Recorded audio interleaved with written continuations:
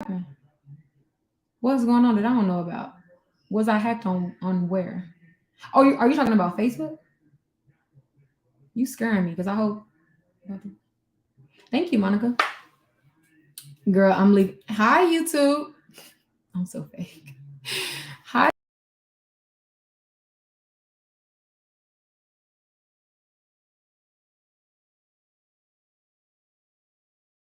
On Facebook in a while. They probably like, girl, you just popping up. Hi, y'all. Are we still family? Do y'all still love me? Because I still love y'all. I mean, y'all still have my heart. So I hope I still have y'all. They gonna be mad at me. Yeah, I use StreamYard. You gotta, oh no, that's a fake page. Oh, it's they keep every single time it's reported and deleted, they come with another one. I don't even understand how they get so many followers. Like it's like 10,000 followers. I'm like, are they buying those followers? But no, it's fake. The only Instagrams that I have, it's just two of them. My personal page, which is Shonda Martin, and then my business page, the credit education page, which is Road to 750 Plus. Those are literally the only ones. Any other account is not me. It's never me. And I will never like message you like asking for anything. You know what I mean? Like, nah. Um, can you list can you list beginner credit cards for no credit? For no credit? Hi y'all. What y'all doing?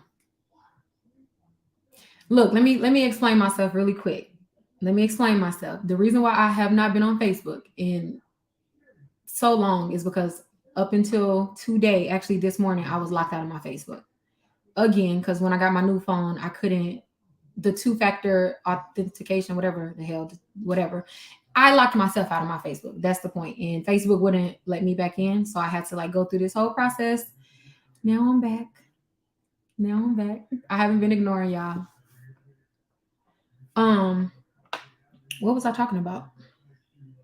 But yeah, so just to kind of catch you guys up, because I forgot. Like, yeah, we haven't talked in a while. So what I'm supposed to talk about is Lexisnexis.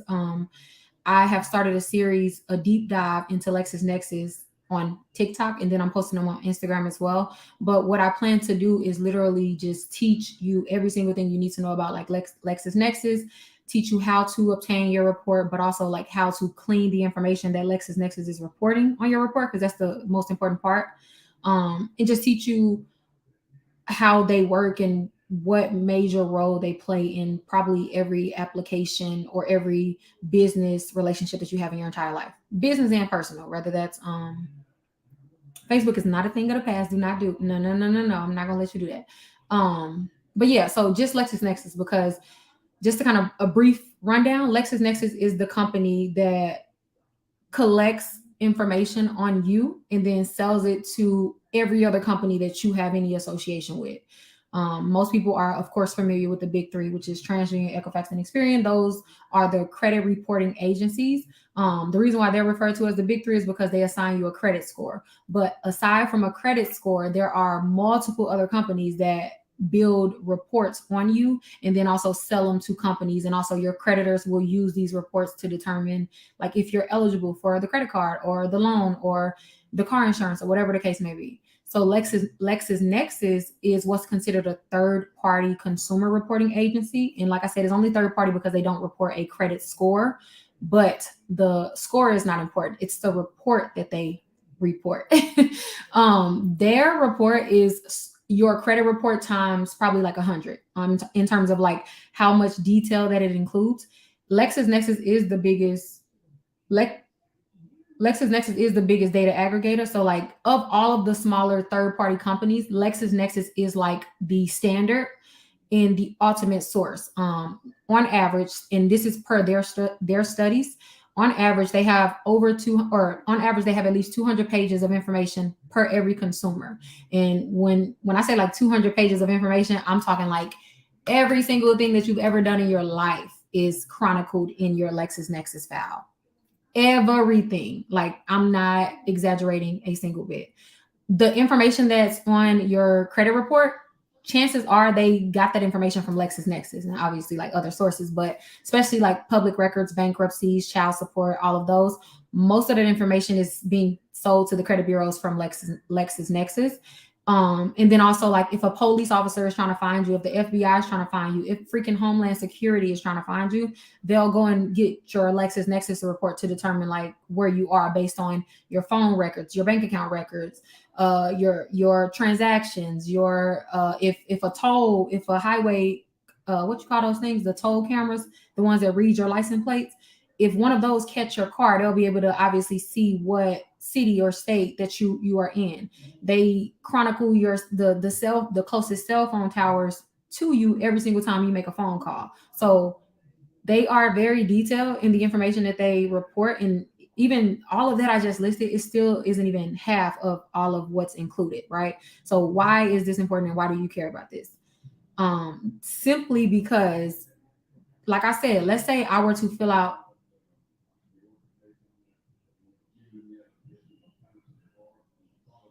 Are y'all? Why everybody keeps saying that? Y'all scaring me.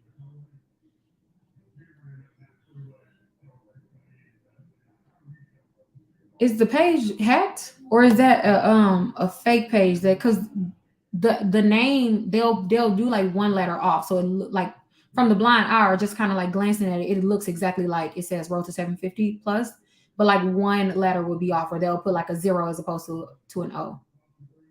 Because there's no way that someone is in my Instagram because okay, let me get back to what I was saying.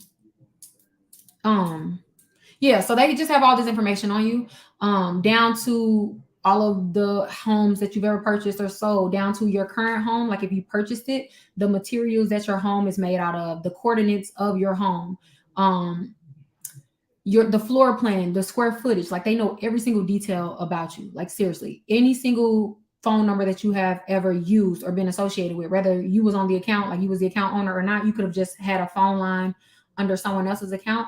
If you have ever associated yourself with that number, whether that's you filling out an online application or you going shopping online and you put your billing address and your phone number, that is all being sold to LexisNexis, and they chronicle that. So they'll see not only every billing address and mailing address that you ever use, every phone number, they'll put in your file the last verified date that they can verify that you use that phone number and what tower you were closest to when you use that phone number. So they can locate you. They can locate you. They'll pull your neighbors' numbers and things to contact them if they need to contact you. Like again, the FBI literally uses LexisNexis. Yeah, send me the screenshot. I mean, whatever. Yeah. Is anyone else getting messages from the page? Let me see if I can log in on the computer. Because I have two-factor authentication, and I don't know how anyone would even get in. I can't even get in my Instagram without doing the most. Is it my personal or the business? See, I can't even log in on my computer without putting in the code. Nah, that gotta be the what's called. Yeah, so to get your LexisNexis report is free. First of all, it's free. Everyone should get a copy of their LexisNexis report. It's free. The website.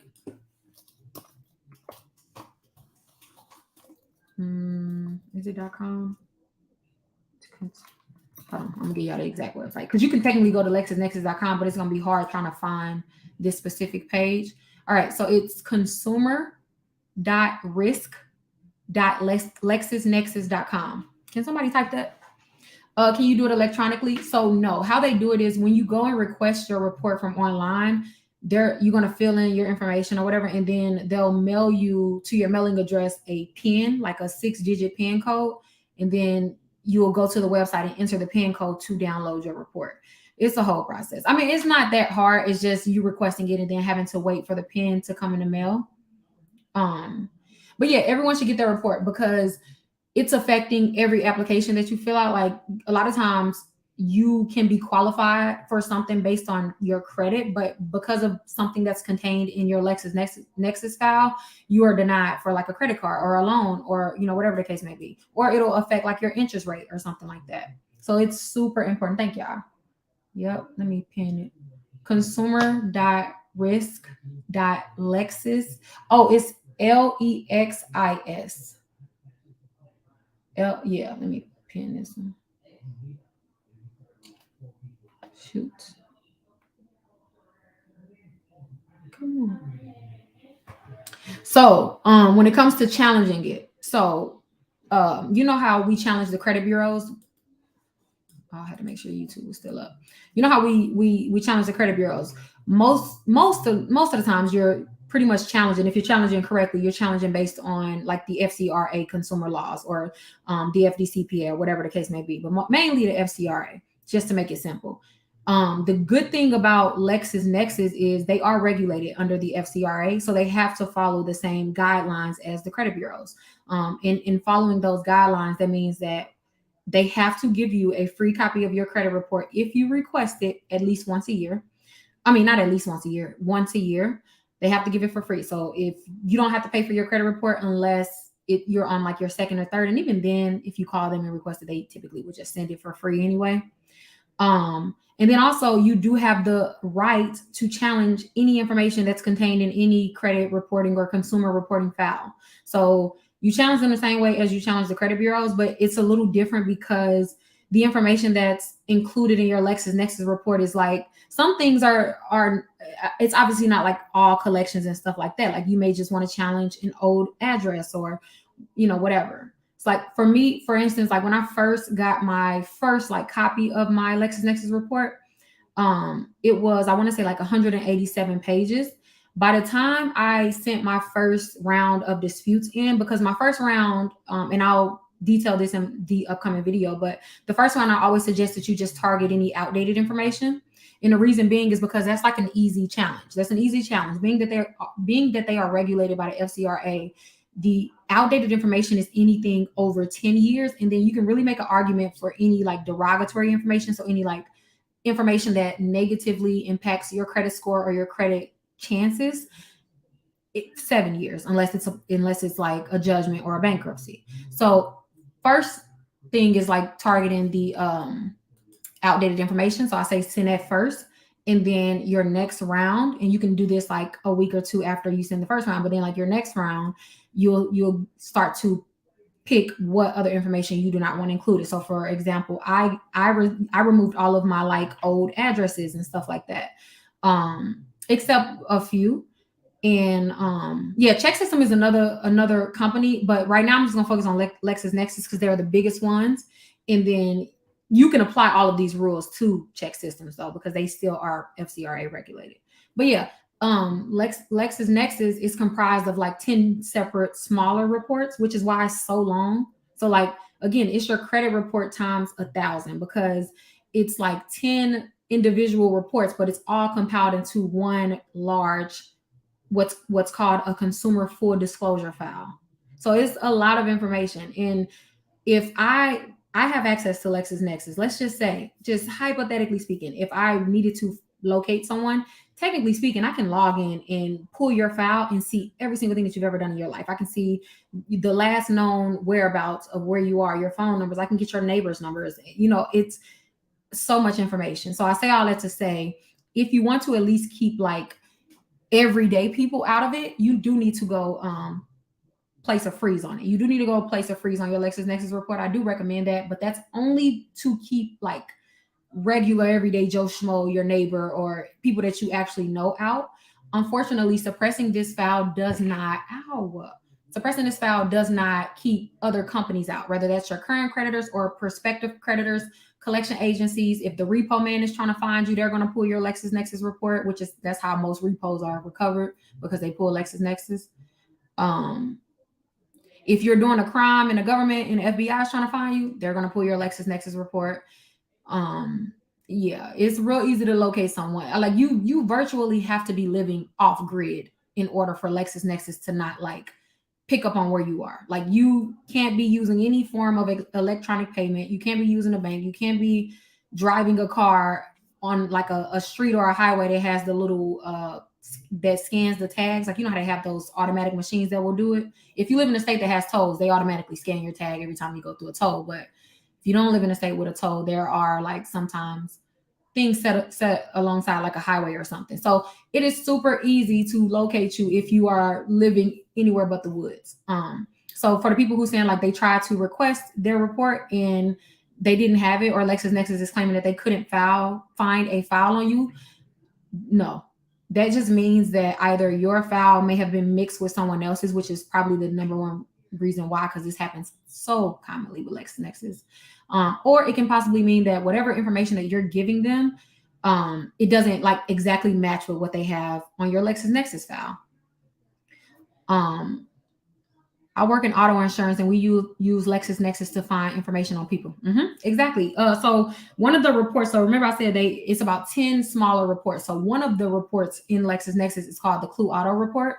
The Clue Auto Report is literally just like your driver history, all the insurance coverages and policies that you've ever had, VIN numbers that you've ever been associated with, any insurance claims that you've ever had in the past or filed with your insurance company. They are able to see if you had a lapse in insurance coverage. Everything about your car. So they'll see all that in your Clue Auto Report. And then they also have a Clue Property Report, which is exactly what I just explained, but based on like mortgages, like your home. They have a Banco report, which is just like bankruptcies, any court cases or judgments that you've ever had. Like if you ever was in court and whatever the results of that lawsuit or whatever it was, it'll all be detailed, whether you won, whether you lost, how much you lost, how much you were rewarded. What else? I'm missing like a lot because it's still even a lot more.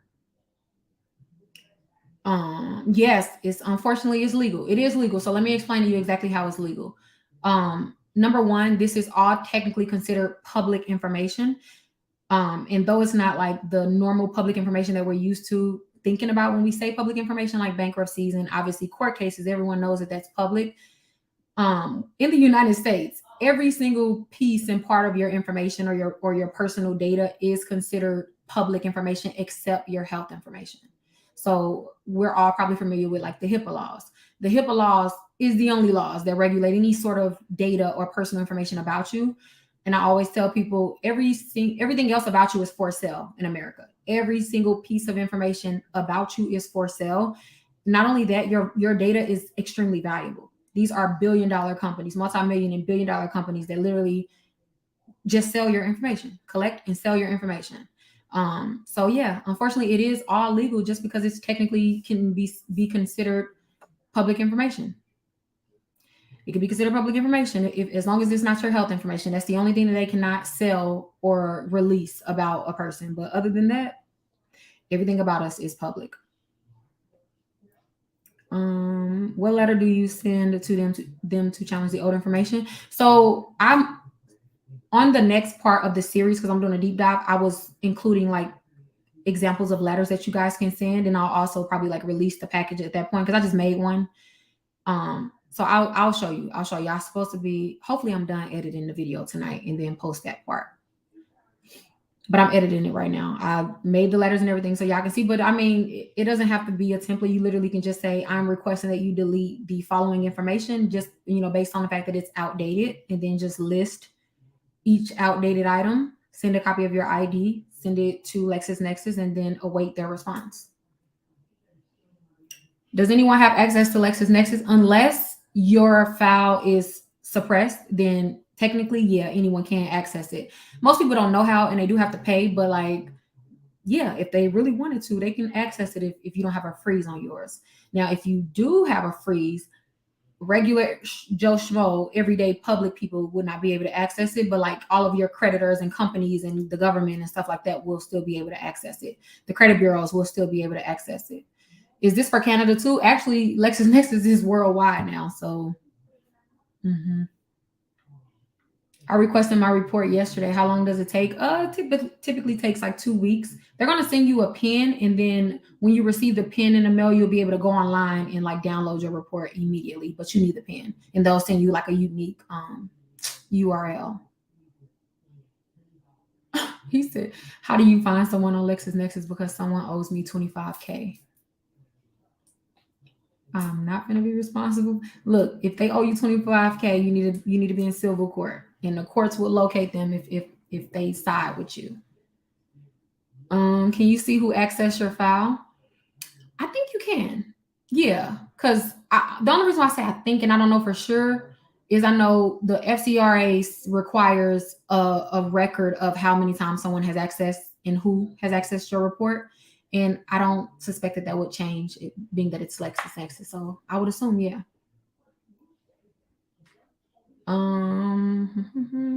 What if you requested to get your information and they stated they're unable to verify you? So that just means you call them. What is their number? I just had their number. You need to just call them and verify your identity.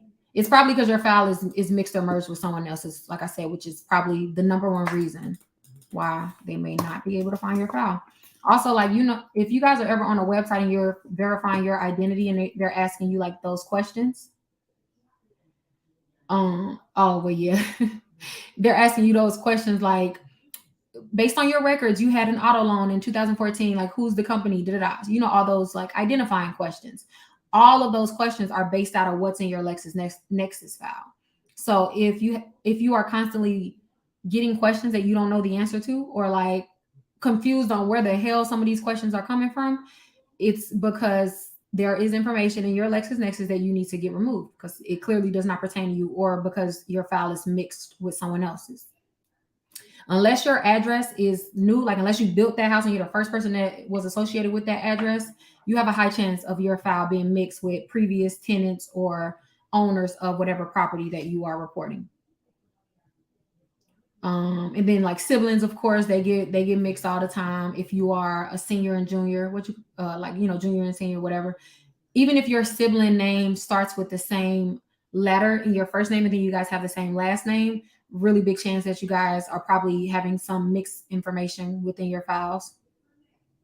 You're on the same phone plan with someone, you're probably picking up some of their other records as well.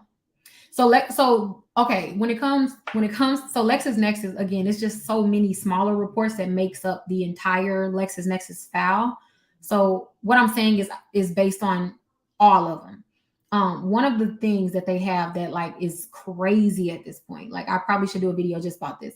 It's called Lex ID. And it's literally their linking system to link all of your personal information to pretty much, I'm trying to explain it in the way that they do, but pretty much, let me just dumb it down for you. Pretty much they link all of this information about you and pretty much come up with things that they predict that you will do, come up with places that they obviously predict that you are at or are associated with, predict your chances of committing fraud, or like all of that. And you got to understand that all of this is being considered by banks. Like if let's just say I've never committed a crime in my life, right? And based on per the Lex ID, they're saying that like I may look riskier. Actually, I can give you a real life example. I just thought about this. Let me just tell you what happened with me specifically. Because my company is a credit education company, anytime you are dealing with credit or certain other industries, it's considered high risk. So regardless of if you've never had any issues with any fraud or anything, just based on your certain industry, you could just be considered high risk. So because Lexisnexis has a lot to do with like small businesses and like building business credit, they're a part of the SBFE, in case you are wondering. So they had me listed as high risk, right? So when I would be applying for business credit in the beginning, I was super confused on why I kept getting denied. I'm like, my credit is great. Like, I don't understand why I'm getting denied. Then I realized when I pulled my Lexisnexis report, my Lex ID was pretty much indicating that like I had a high chance of committing fraud based on the industry that I was in. And just because of that, I was getting denied for credit. So when I disputed that and got that removed, I have not, like, it has not been an issue since. But like, that's just an example of like how ridiculous it is that they're able to feel like they can predict something about someone. And they don't have to have any evidence of prior crimes. And and unfortunately companies take Lexisnexis's word as like, as gold. Like, they're the standard. So they're very credible in terms of like lenders and stuff like that. They're very credible because the FBI uses them, Homeland Security, all of them, they use them. So they are considered credible. So any information that they are reporting is affecting you. So what did you dispute exactly? I disputed under my business, because it'll be a section where it'll list any like businesses that you have ever like been on the board with or owned or had any type of ownership in. It has all of those records as well. Under the type of business, it was the industry code that they put in. It was a high risk code. Yeah, Anytime you've ever like been on the board of any business, it'll be there. It don't have to just be like CEO. Yes, that's my angel number. Can we get a bankruptcy removed from Lexisnexis? Yeah, that's the easiest way to get a bankruptcy removed is by getting it deleted from Lexisnexis first. Yes, I'm working on that video right now. I shot it this morning. I shot the video this morning of how exactly y'all need to dispute the report.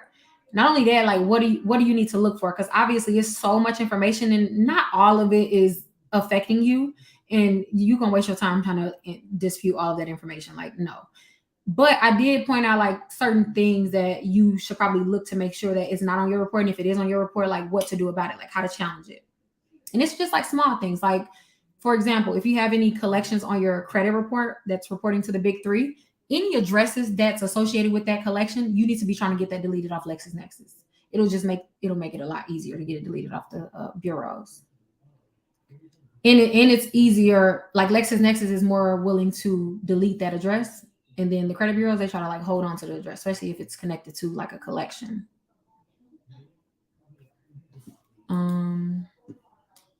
Yeah,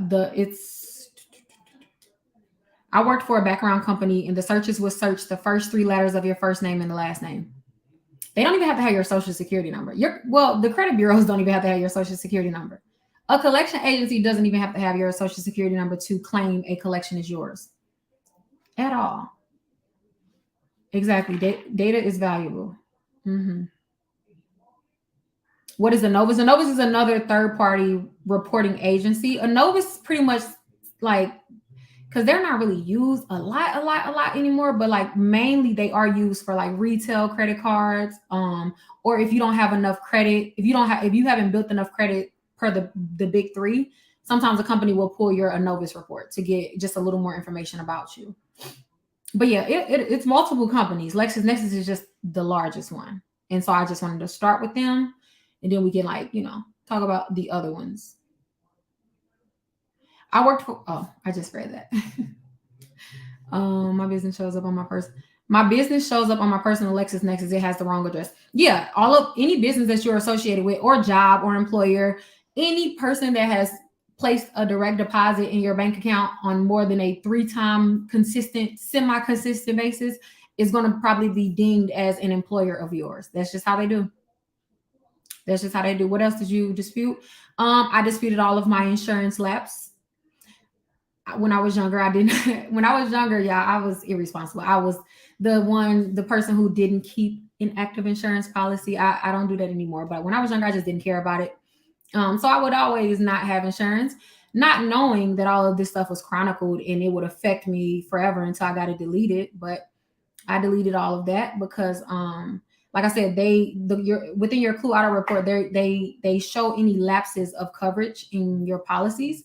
And when your insurance company sees lapses in coverage, they charge you an additional premium. So your car insurance is higher, even if you are just trying to get insurance. Like if they can see that you've had a lapse in coverage, if they can see that you had a lapse in coverage, they'll charge you more. So I got all of those deleted because Lexisnexis, you cannot prove that I didn't have insurance. The only thing that you can prove is that you couldn't find my insurance. So just because you couldn't find something does not make it facts. So again, that was just something that I disputed. So if you don't have health insurance, it counts against you. I was talking about car insurance, but health insurance, you can be like taxed, you can be penalized for it. But like, no, the health insurance is not really the issue.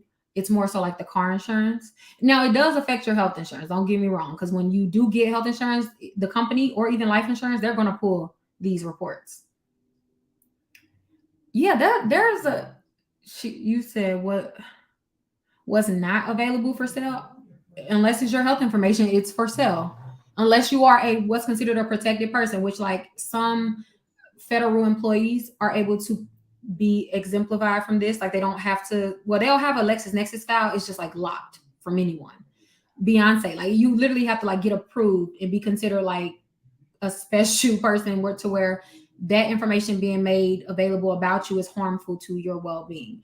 If you have ever like dealt with domestic violence and you got a restraining order against someone, technically speaking, you can actually have them lock your ish all the way down legally. if you have like a restraining order, or you just have to be able to justify how it's a threat to your well-being. So yeah, let me just say, most of the times, like if it's for like domestic violence, they'll like lock certain parts of your report, but it's usually like the identifying information, like your address and coordinates and phone records and stuff like that. But that can help a lot of people. When does the video drop? Oh, when I'm done editing, because look, I was gonna send it to the editor, but then he's gonna take 3 days. So I was like, let me just go ahead and edit it. I just take a long time to edit. I'm gonna try to finish it tonight, but I'm gonna try.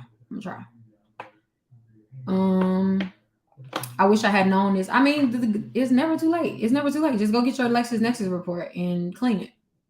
You're not gonna be able to get everything deleted, but you can, minimize some stuff.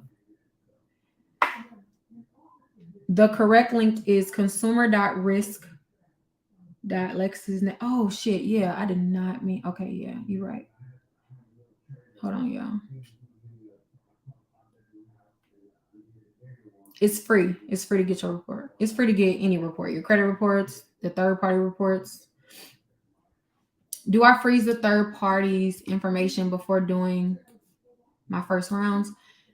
Do I need to just update the information with them? So you don't have to, it doesn't matter if you do it before or after you dispute. You can even include it in the same envelope as your dispute, like just ask them to suppress it, or you can go online to suppress it. You don't have to even mail them to do that, but you can do that at any point. That doesn't like change your dispute process at all. How do you create an account? With them and get my information? So you would go to, oh no, can someone type it again? You would go to the link that I'm about to post, and then you would just request your consumer file. Make sure you guys are requesting the full disclosure file, because sometimes if you just ask for Lexisnexis, I've seen where they'll send you like just like the main report, but you want all of them. You want your Sage Stream, because they bought Sage Stream. You want your Clue Auto, you want all of them. You want your Banco report. You want your all of them. It's a consumer.risk.lexisnexis.com. I can never just like say that straight through. Are we doing the home buyers class again? Yes. Wait, let me just talk about that really quick. So on October 24th, I am hosting a home buyers masterclass where we talk about all things to get you to the closing table in terms of your credit score. We talk specifically how to improve and increase your mortgage scores, what exactly you need to do so, what you need to look for, things that you need to avoid, anything that's going to put you in the best position to be able to close on a home. I am joined by MG, who is MG the mortgage guy, Matt the mortgage guy, who is a lender as well. So he is talking from a lender's point of view, telling you the things that your lender is going to look for, what they expect, things that you can do in certain situations. All of the boring lender stuff, But yeah, so he talks all about that. Not boring, but like it's just like it's a lot. I don't know how he just like remembers all of that. But yeah, so I'm teaching you. I teach you how to get to the closing table, and then he teaches you how to close when you're at the table. I'm gonna teach you how to prepare your credit to get there to qualify for the home loan, and then he gonna take you from after you qualify from the home loan all the way through closing. The things that you need to avoid, and the things that your lenders are looking for, the things that your lenders don't like to see. So we joining forces again, and we doing that. Oh yeah, October 24th. So the class is $24.99 for just the class. In addition, with the class, with every ticket, you're going to get 24 lifetime access to the recording. So you can always watch it. Even if you can't make it live, you'll get lifetime access to the recording. You'll also get the presentation slides that both Matt and I will use, so you can reference them later for like notes and stuff like that. So that's $24.99. Or you can do the bundle deal where you will get everything that I just said, and you'll get Matt's book, which is House Hackonomics, where he talks all about the investing and how to like build an investment portfolio and all of that. And then you'll also get my updated full DIY credit repair kit. So if you are having credit issues, so you can actually fix it. So that is $49.99. But if you just want the course, if you just want the webinar, the masterclass is $24.99. Yeah, I'm done plugging. So let's get to the questions. Did you have that in the last webinar? Have what? So this webinar is basically the last one, but like we just kind of like tweaked some things and kind of like updated everything. No, exactly. Exactly. Look, oh, here's the link. No. You can ask any question. You can ask any question. Where can I view the videos? Oh, they're on TikTok. They're on TikTok and they're on Instagram. And then now that I'm back in Facebook, I'm gonna upload them like to Facebook as well. And then when I'm done recording the full series, I feel like I'm gonna upload them to YouTube, or maybe I should just like upload short videos to YouTube. I don't know. I don't know if I'm gonna wait until I'm done with the full series and I'll just piece them all together and make it one long video on YouTube, or if I'll maybe just post the parts. I attended the last one. How do I access their recording and presentation? So you should have gotten a copy in your email, but if not, you can always email customer service and we'll like manually send it to you. And that goes for anything you purchase on the site, whether that's a letter that you lost access to, a template, a webinar. If you ever lose access to anything you purchase on the website, email info@roadto750.net and my team will take care of you. We'll get you taken care of. What do you do for collections reporting as past due? Challenge them because they are not a trade line. That means that collection is reporting as a trade line, which is a false representation of the account. Make sure it's not a charge-off though, because sometimes people confuse charge-offs with collections. Charge-offs can include a past due balance.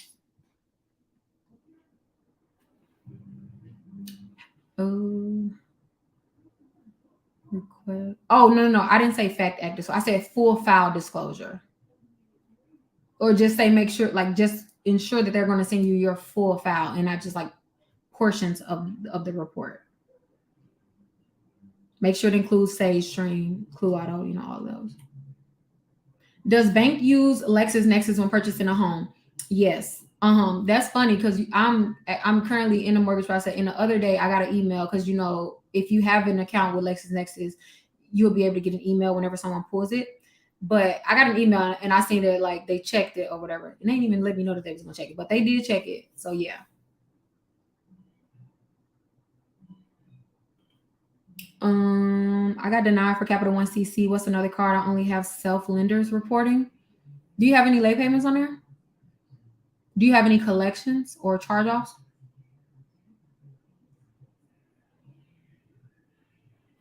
Yeah, the videos are on TikTok and Instagram right now. Oh shit. Yeah, just the full file. Why is my phone so wobbly? Best way to get my credit up: no collections, $0 owed, everything paid off. Bill credit. I don't know. You didn't mention that you had any active accounts. So I'm assuming that that's the reason why your score may not be anywhere, may not be going anywhere. So make sure you have a credit card. If you are responsible, I would recommend that you get at least 2 credit cards and then like a short-term installment. So you'll have 3 active trade lines, primary trade lines. Pay those on time. Don't pay your loan off early. Just continue to make the monthly payment that's due. Make sure that the balance on your credit card is under 10% of whatever the limit is. So if it's a $200 credit card, at least 2 days before your statement date, make sure you reduce your balance to under $20. No matter how much you spent, like throughout the month, it doesn't matter how much you spend. Even if you use the full $200, I don't even care if you paid your credit card off by your due date, and then when your statement date came, you had a balance. Your statement date is what is going to affect your credit report. Your bill, your due date only affects how much interest your bank can charge you. So the credit bureaus do not know what balance or how much you paid on your due date, nor do they care how much you paid on your due date. Most people think that the balance is your utilization is based on your due date, and it's not. Your due date is literally only there so that your bank can charge you interest, because any balance that you carry over past your due date, your bank can legally charge you interest on. However, on your statement date, and it's called statement date because that is the day that the billing cycle closes. Some banks will say closing date, but just say statement date, whatever. Statement date is the day that your billing cycle closes. So once that cycle closes, that is all that the credit bureaus care about. Like, okay, how not that we care about how much they use, but we more so care about how much did they not pay back? Like, how much did they fail to pay back by the time that this billing cycle closed? And that's what's going to be like your utilization. So if you have a $200 credit card, even if you pay the full balance by your due date, and then let's say your statement date is like a week after your due date, if you start back using your credit card, it's still going to be based on the balance, whatever it was on your statement date at 12 o'clock midnight, 12 o'clock, that your balance is recorded. It's automatically recorded in the system. Well, I'm gonna take that back because some banks will do 7 a.m. To be safe, though, I always just say make sure you pay it at least 2 days before your statement date so that you can ensure that the payment post. Because if you pay it the day before and the payment don't post and it's still pending or processing, it doesn't count.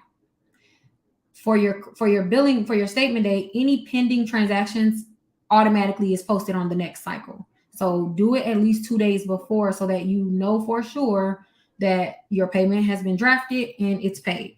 Depending if your bank is slow, you might need to do it like 3 days in advance. But I know like with most banks like Amex, Chase, Capital, all of the big banks typically will post within 2 days. Maybe sometimes 3, depending on like if it's falling on like a weekend or something.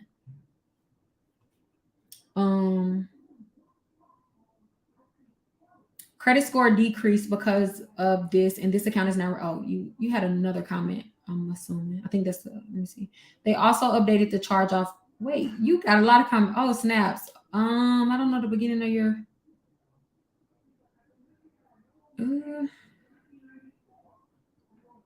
How often does your credit profile update?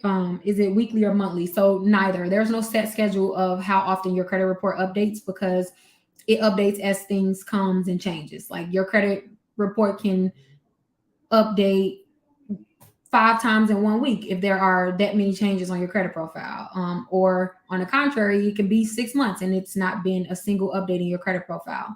So unless something changes, nothing changes, like in terms of your score. Why people are so used to thinking that their credit score updates every month is because when you are like subscribed to like a credit monitoring service, you pay monthly, and then every month they give you a credit report refresh, which is just them once a month going to check the credit bureaus to see if there's any other information that was not there prior, right? So just because they refreshed it and checked to see if there was more information doesn't mean that like things have changed, because a lot of times you'll see like your score will just stay the same, and that's just because nothing has changed. But the only thing that actually can change your credit report or profile or score on a like month-to-month basis, other than like on a regular basis, is a credit card. If you increase your utilization enough, your score is going to decrease. If you decrease your utilization enough, your score is going to increase. And that's pretty much the only thing that's like going to affect your score month to month. Like, because a loan gradually affects your score. It more so like adds stability to your profile because it's what is adding like the payment history, like it's adding your on-time payments. But we're not rewarded for every on-time payment that we do. Like it's like thresholds. So you'll have all these monthly payments reporting, and yes, they are helping you. You just don't see the difference in your day-to-day score, but like your profile overall is getting like stronger. So yeah. Will I get an increase if I request the limit increase with Amex? No, you won't. You shouldn't get one.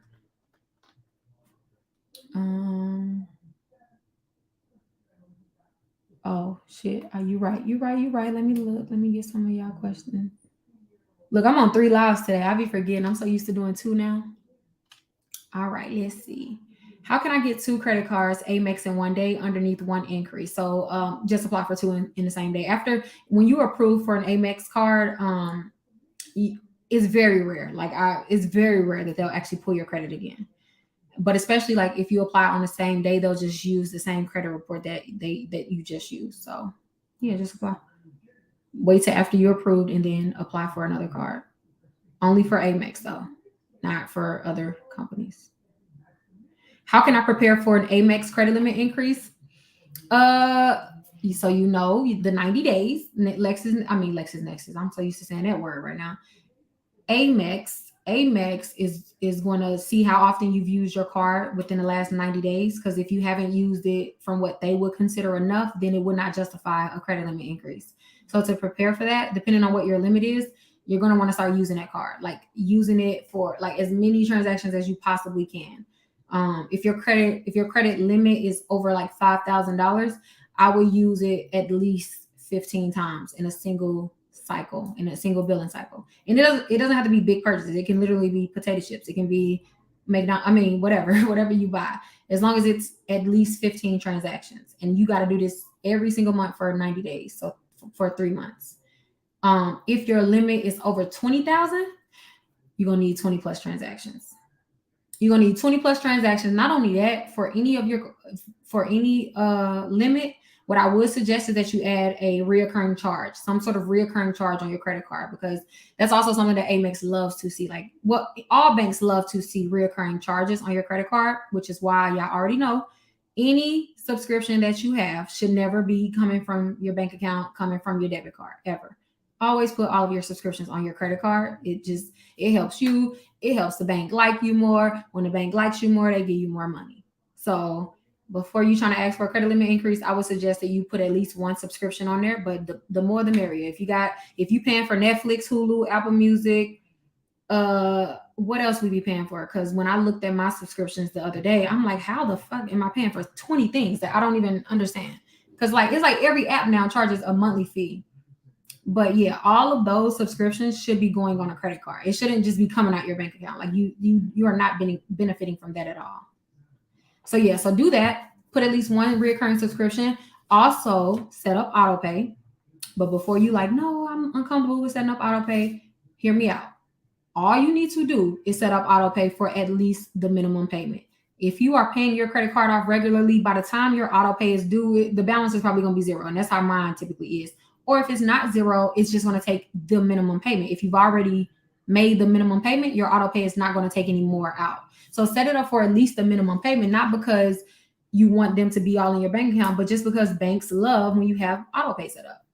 When Amex sees that you have not only using this card, like you're using this card heavily, you have recurring subscriptions on this card, and you have auto pay set up. And on top of that, you're making sure that you are paying back everything that you're spending within the same cycle, because now you have your low utilization. They are definitely going to give you a credit limit increase. And that's literally how I always get my credit limit increases. That's how I rapidly grow my my credit lines. You gotta speak to the bank in their language. You gotta know what they like to see. And that's their it gets them there. That's what they want to see. What is the average score you need to get a Amex card? So it's not a score. It's not your score. It's your profile. Oh, why I got poor connection all of a sudden? My nails? Yeah, girl, I get the same thing every time. I've been getting the same thing for years. I am upset. Hold on. I am upset that I paid my vehicle off and my credit score dropped. Oh yeah. Anytime you pay off an installment early, you are likely going to lose points because you're losing credit age, you losing payments that was already supposed to be reported in the future. Because the second that a loan hits your credit report, the on-time payments are automatically accounted for based on your term length. So if you get a car and your term length is 68 months at, let's say you agree to pay $200 for 68 months straight.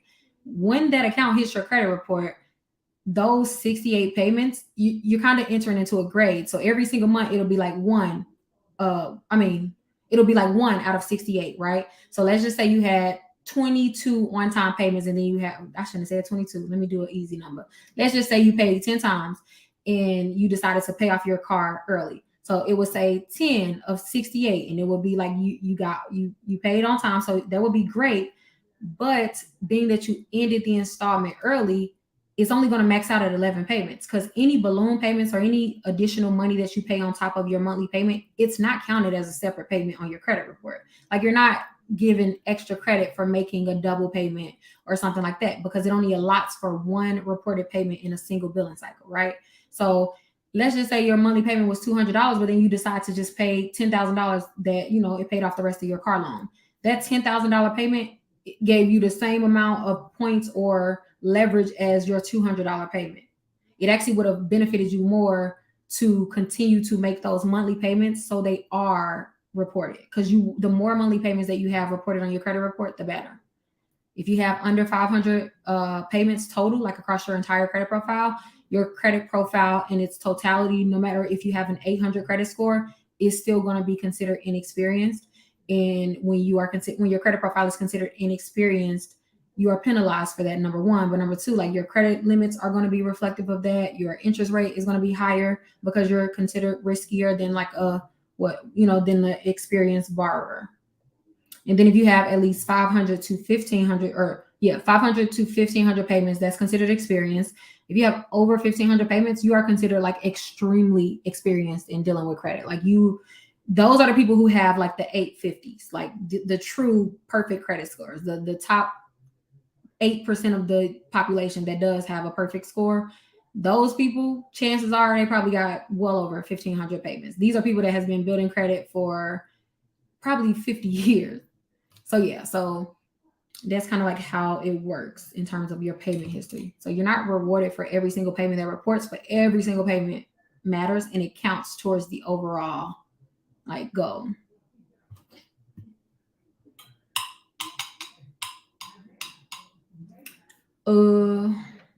Does that apply to mortgages as well? Any account that reports on your credit report. And so look, let's you guys know like authorized user trade lines, like when you are piggybacking off someone else's credit card.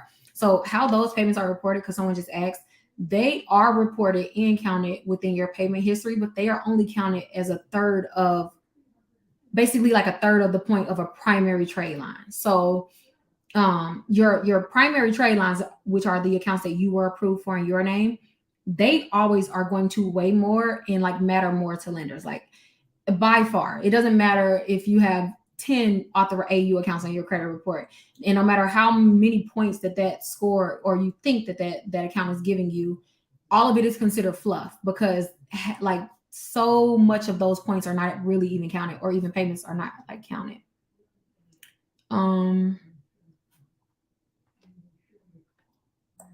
Yeah.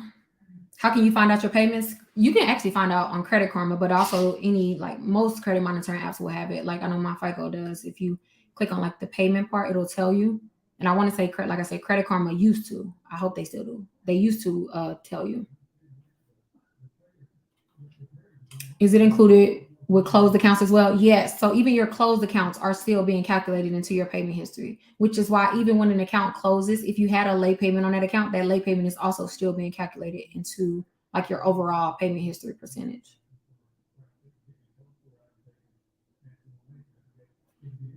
I thought you said you don't like Credit Karma. I did not say that. I just said the score. The score is not accurate. It's not that it's not accurate. It's just not your FICO score. It's your Vantage score, which no one uses. So it doesn't really matter. Your FICO score is what lenders use to qualify you, for things, for products. So not that I don't like Credit Karma. I mean, it's a free app. The information that they usually report in terms of like your accounts, the inquiries, if someone check your credit report or something like that, all of that is typically accurate, and it's a good kind of like thing to have, and it's free. But just don't look at the score. Just don't believe nothing that they say in regards to the score, even when for example, if you pay off a collection, Credit Karma will have you thinking that your credit score increased, and then you see your FICO score and you're like, how is my FICO score so low? Because Credit Karma, the way it's calculated, the way the Vantage score is calculated, it's just not calculated the same way as a FICO score. They reward you for a lot of things that FICO ignores, literally. Credit Karma, even one of the things that I hate that they do, and one of the things that heavily impacts people's score, is they have people thinking that after a late payment is 4 years old, it's no longer being calculated into the payment history percentage. Like they'll even show like you have 100% payment history. Meanwhile, you have, let's say, a student loan on your credit report from 10 years ago, and it's still showing that late payment. Credit Karma will have you thinking that like it's not being counted, and it is still being counted. Is allowing a small balance to incur interest a good idea? I'm not mad at that. Like I do it some months because I'm fully aware that like a bank definitely wants to make money off you. So I'll leave like $10. You can get, and on a $10 charge, you're only gonna pay not even $1, like a few cents. So I'll sometimes leave a very small balance just so my bank is not like mad at me. Not mad at me. My credit score went up 89 points. Period. I love it. I closed 30 days after the last Homebuyers webinar, doing exactly the game plan. Shout out to you. Somebody else, are you the same person that commented earlier that I posted in the story? Because if not, someone else literally said the same exact thing. And I'm happy to hear that. Congratulations. Experian deleted my BK after sending the MOV letter. All my accounts that were included are now negative, and it's showing over the credit limit. Oh, what? Why do I keep doing that? In high utilization. Will the 6-step work for, where did it go? Work for that. Yeah. So yeah, those accounts were negative before the bankruptcy was deleted. However, what happened was, being that the bankruptcy is no longer on your credit report, they can no longer say that those accounts were included in bankruptcy. So they'll just usually resort them to either charge off accounts or closed accounts with a balance. All in which, yeah, the answer is yeah to your question. The sixth step is my favorite for charge offs specifically. Will unverifiable items in Lexisnexis be deleted? Yeah. And look, between me, well, shit, I'm on 3 lives today. Well, it doesn't matter. Lexisnexis is like super like they're super like willing to work with people now, right now, specifically right now, because they just had a huge class action lawsuit, and they're in just like a lot of hot water right now. So they are really like just deleting shit left and right. So now is the best time to challenge it. And I'm probably not gonna say that no more. Now is this now. So hopefully y'all picking up what I'm putting down. They're in deep trouble. Did anybody get a check? I got a check. And look, they checks was not as small as like most class action lawsuits. People get like $7, $18. They sent me a check for $423, and I don't even know why. I truly don't know why. I don't even know how I was entered into the lawsuit. Did anyone else get a check? Like a random check from Lexisnexis.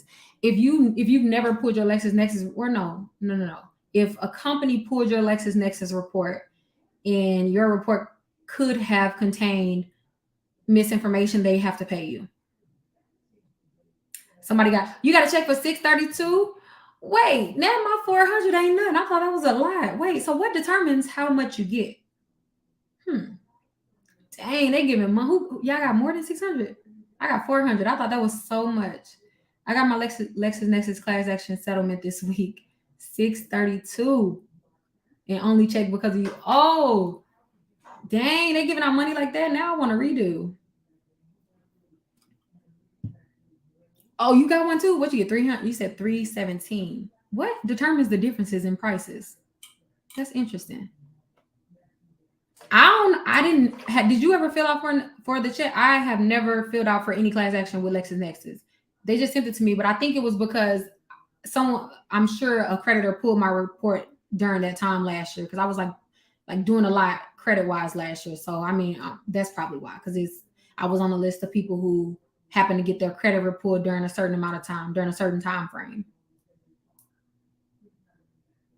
Exactly.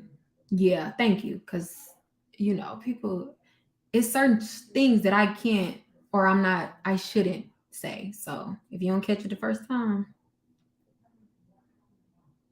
can you please talk about the new rules, regulations, and how this affects consumers? What rules and regulations for what? Like regarding what? Like the Capital One lawsuit, how much information was compromised? Right. Oh, okay. So the more you were okay, that makes sense. Yeah, large corporations have class action lawsuits all the time. We'll be hopefully soon we'll find out how much Equifax is going to pay everyone for the data breach that they had back in, what was that, 17, 18? A lot of people will be getting checks from them, but I don't think it's going to be a lot from them, because it ain't going to be a lot from them, because there's so many people that were affected, and you got to split like the money. Yes, my webinar, my masterclass is on the 24th, October 24th. But even if you can't make it, you'll get access to the replay.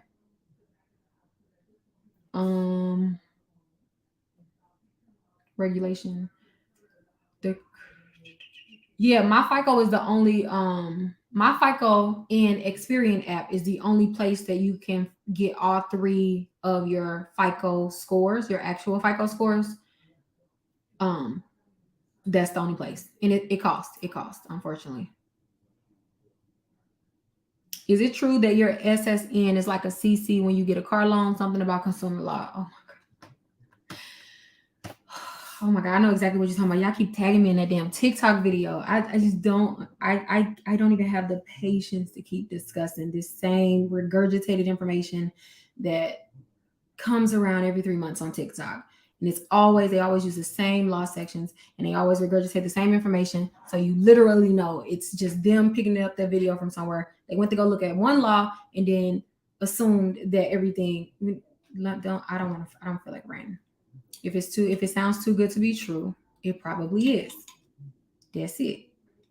Understand that ain't no TikToker gonna be in court with you when you're getting garnished. They're not gonna be in court with you they're not going to be at your job when your job got to pay your car insurance. I mean, your car loan company because TikTok convinced you that you can get a car for free. Come on, like just come on. And also the people who claim that why can they never show proof? Why can they never show proof? It's always, oh no, buy my course. I'm not giving this information out free. Y'all really gotta quit being that gullible. Y'all gotta use discernment, like for real. Your credit, nobody finna pay that for you. You can go to court. You can be summoned to court for that. Don't be letting these people, these TikTokers play. No.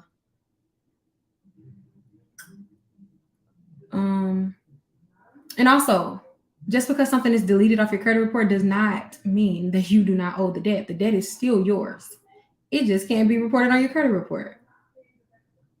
So to know, even if it's deleted off your credit report, yeah, you absolutely still can be sued. Most of the times, if it is deleted off your credit report and it's a large debt like that, you will be sued. Like most repossessions end up in court. Not most, but that's just like the most common case type for debt. So do not let these people fool you.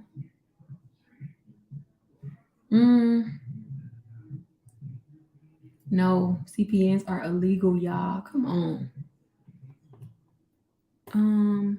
Anyways, back to the questions. I have to do bankruptcy. What's the best site to pull all my debt?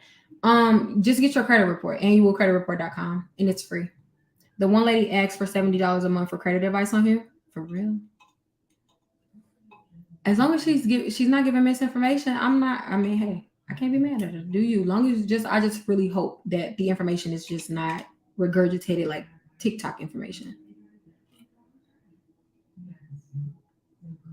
If she's giving quality information, I don't see an issue with it. Exactly.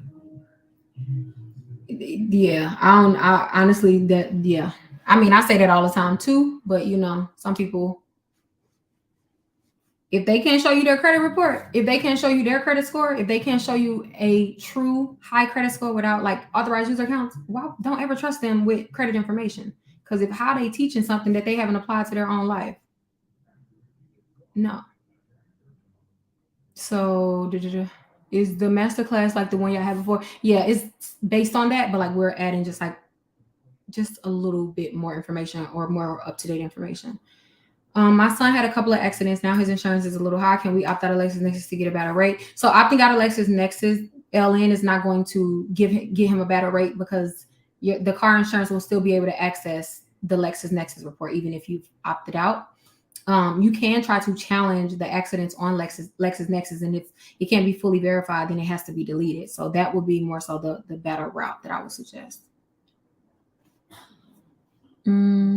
Exactly. You always. Oh yeah, girl. I don't ever mind ever. Even when I'm having a down month where my utilization is a little higher than I want, I'm always still have good credit because my credit is actually good and it's not a fluff score, And not even to sound like weird like that, but I mean obviously I study credit, so there is no way I should be getting on here talking to y'all every day, teaching y'all how to improve your credit score, and I'm walking around with bad credit. Like that.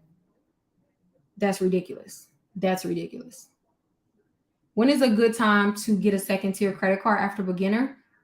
Like 90 days to 6 months. So like 3 to 6 months, depending on what you've been doing with that and like what else is on your credit profile. My Lexisnexis report states old addresses were verified on 4/15/22. Is that true? So that just means that they are listing some of your old addresses as your current addresses, which is common in the Lexisnexis file. So you should dispute that. That's an example of misinformation that they'll report. So not that the address is inaccurate. You probably stayed there years ago, but like they're reporting it as a current address, and you can't be reached at that address by USPS, so it's not considered current. Because that's what the credit bureaus consider current. So if you cannot be reached at this address per USPS, then that address is not yours. It's not considered yours at the moment.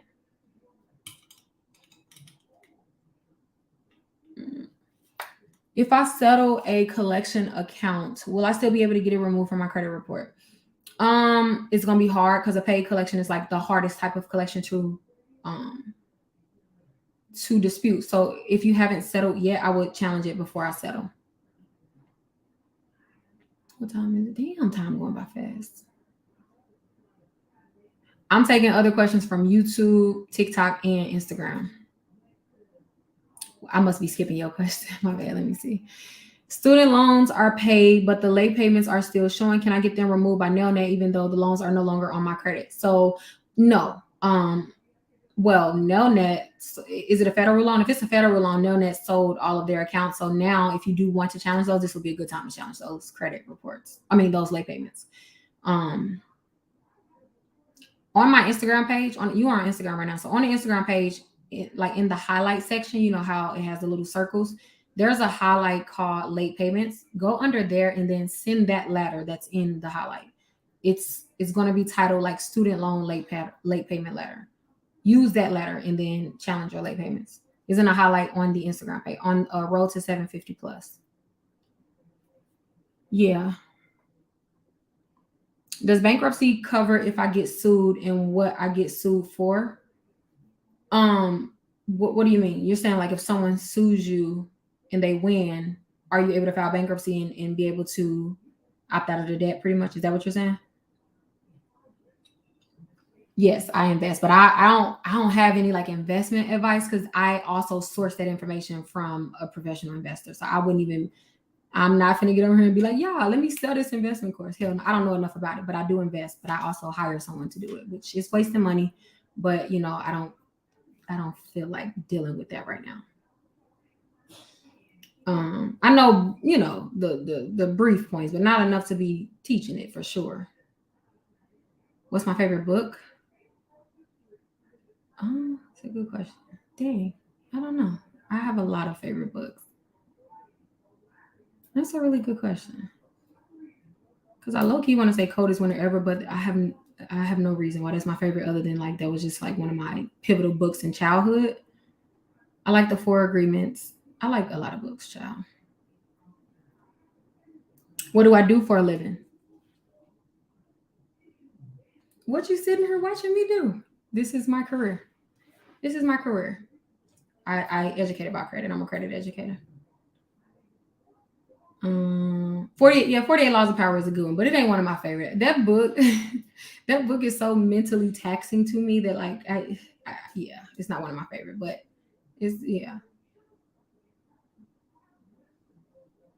Can I repeat that for NailNet? If you do got late payments on your NailNet account, now is a good time to challenge them. If it's a federal NailNet, because they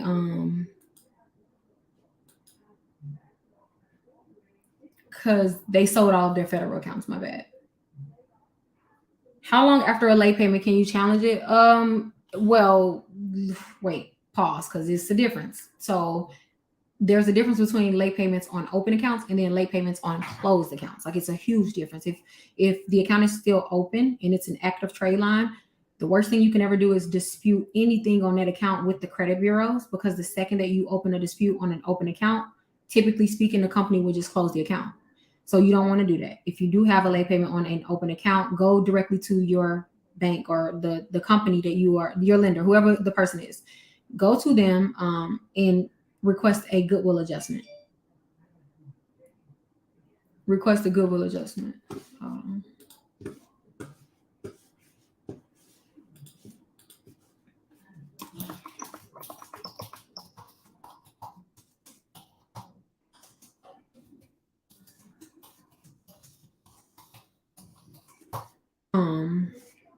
Wait, y'all, my bad.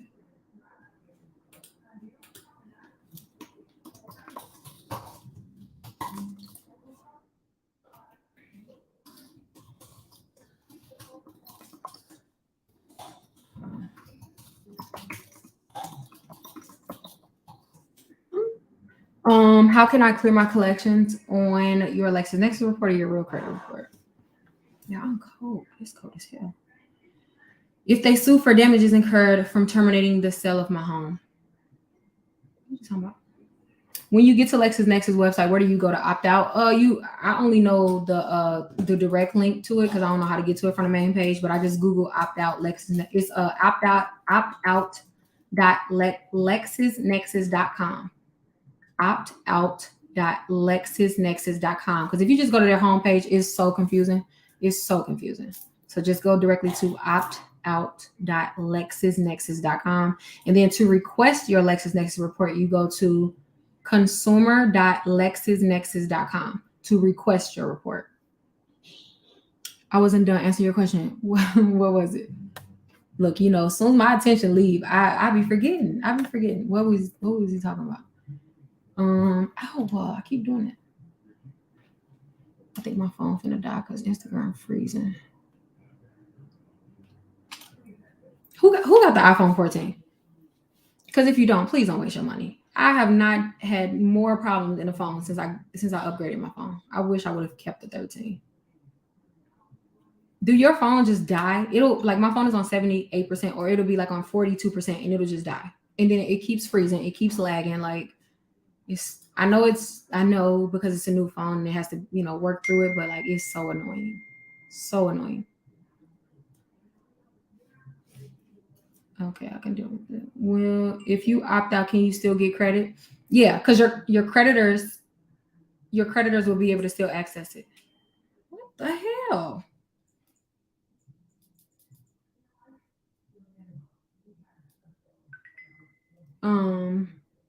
Mine's be dying on 5%. It just randomly dies. It drives me crazy. I disputed a bankrupt. Okay, we gonna have to. I thought I was on focus mode. Like, I'm confused right now. Okay, let me see. Somebody just asked a good question. How long it take to get your report? About 2 weeks, 7 to 10 business days. What do you challenge for a collection? The first thing is just to request an investigation for the account, whatever like collection accounts that you have, all on the same letter. Send a copy of your ID to all 3 credit bureaus. What does opting out of Lexisnexis do for you? It just protects normal people from being able to access the information. So, like, for instance, I can probably access your file right now unless you have opted out or put a freeze on it, because I'm just a regular everyday person. If you opt out, I wouldn't be able to have access to it, nor will, like, how you receive solicitation in the mail or pre-approved offers and stuff like that. If you opt out of Lexisnexis, you will not be able to do pre-approvals or receive any solicitation in the mail as pertains to like your credit profile. So keep that in mind. But also, even after you've frozen it or opted out, your creditors, collection agencies, the government, and any other application or bank or business that you are applying for, whether that's your insurance or anything, they can still access the report. So opting out and freezing is the same thing. Not technically, but like, neither one of them keeps businesses out, but they do keep the everyday consumer out. Opting out is more based on, if you freeze without opting out, then you'll still be able to receive like pre-approved offers and stuff. The opting out takes you out of the solicitation pool, as well as like places a freeze on it.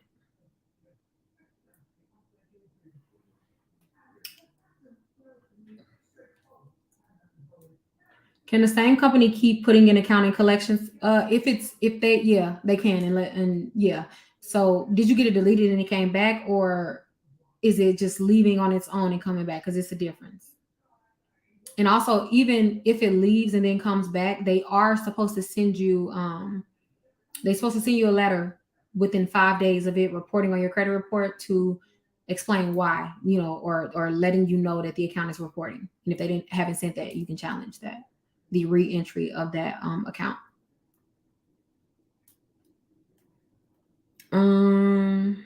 I've requested my report twice but never received it. Should I call them? Yeah, I would for sure call them. It may be going to an old address, because like if you just moved or you don't have an address that like they already have, they won't send it, or they'll send it to like the last known address on file. Let me see. Oh, I'll be forgetting. Hold on. Shoot, in that case, the mini not hold on. In that case, the mini not sending me nothing for re-entry. Not public records, collection accounts. Sorry, I should have specified collection accounts. Is this going in a big envelope? Nope. You can. It's a regular envelope, like a regular you put a stamp. It's a regular mailing stamp on it. You don't have to send it certified or nothing like that. How far does Lexisnexis go back? Good question. Good question. Because they had houses that I've lived at when I was in middle school. And I'm going to be 30 next month. So I'm 29. They had houses from when I was in middle school. They had my first ever email address that I remember making, like 7th grade or 6th grade year, I want to say. My first own personal email address they had on there. But the reason why I say it's interesting is because remember when I said Lexisnexis is regulated by the FCRA, one of the guidelines in the FCRA is that no information outside of 10 years can be reported. Like any information 10 years or more old is considered outdated technically. So yes, Lexisnexis does have a lot of accounts or just a lot of information on my personal file that was outdated. Soon as I requested that they deleted it, I didn't get any issues. Like I will say they deleted it right away. The problem is with these credit reporting agencies or consumer reporting agencies, while we do have consumer laws like the FCRA and the FDCPA and stuff like that, none of it matters if we don't challenge it, because literally it says that unless the consumer brings it to the attention of the furnisher or the credit bureaus or credit reporting agencies, then they are not at fault, because technically speaking, they did not know that it was wrong. So unless you tell them that it's wrong information and then they still choose to report misinformation, they're not in the wrong. You can't do anything. You have to give them a chance to fix any outdated misinformation or misinformation, incorrect information, inconsistent information. You got to give them a chance to fix it, which is ridiculous. So whatever. When you do request, if you don't request your Lexisnexis report, then it's probably a lot of things in there that are outdated. So the first challenge that you do or send is outdated information always. That from just getting the outdated information deleted off my credit report or my Lexisnexis report took my report from 187 pages to I think 128 or something. It was like 120 something. So like 60 plus pages of outdated information. Crazy. They had everything. They have your children. They have any marriages, divorces. They have any children that was a result of the marriage. Like they literally will put like one child for this marriage, the race of your child. Like it's so crazy. They keep everything. What is the starter card in the Amex family? Well, they don't have starter cards, I want to say, but like the easiest card to get with Amex is probably the easiest direct card is probably going to be like the Blue Cash Everyday, the Everyday, the silver and white one. The Amex Gold is pretty like cool to get as long as you have at least fair credit, because American Express starter card. Oh, it's thing. Here, can you go out there? I'm gonna end this in a minute. American Express starter cards are still mid-tier qualified cards, so they're not really like a Capital One starter card or like a secure card. Like no, their starter cards are still considered like mid-tier cards. I can't believe this, but after 6 or more years with my credit union, they finally offered me a credit card of $1,000. Do you have a credit card already?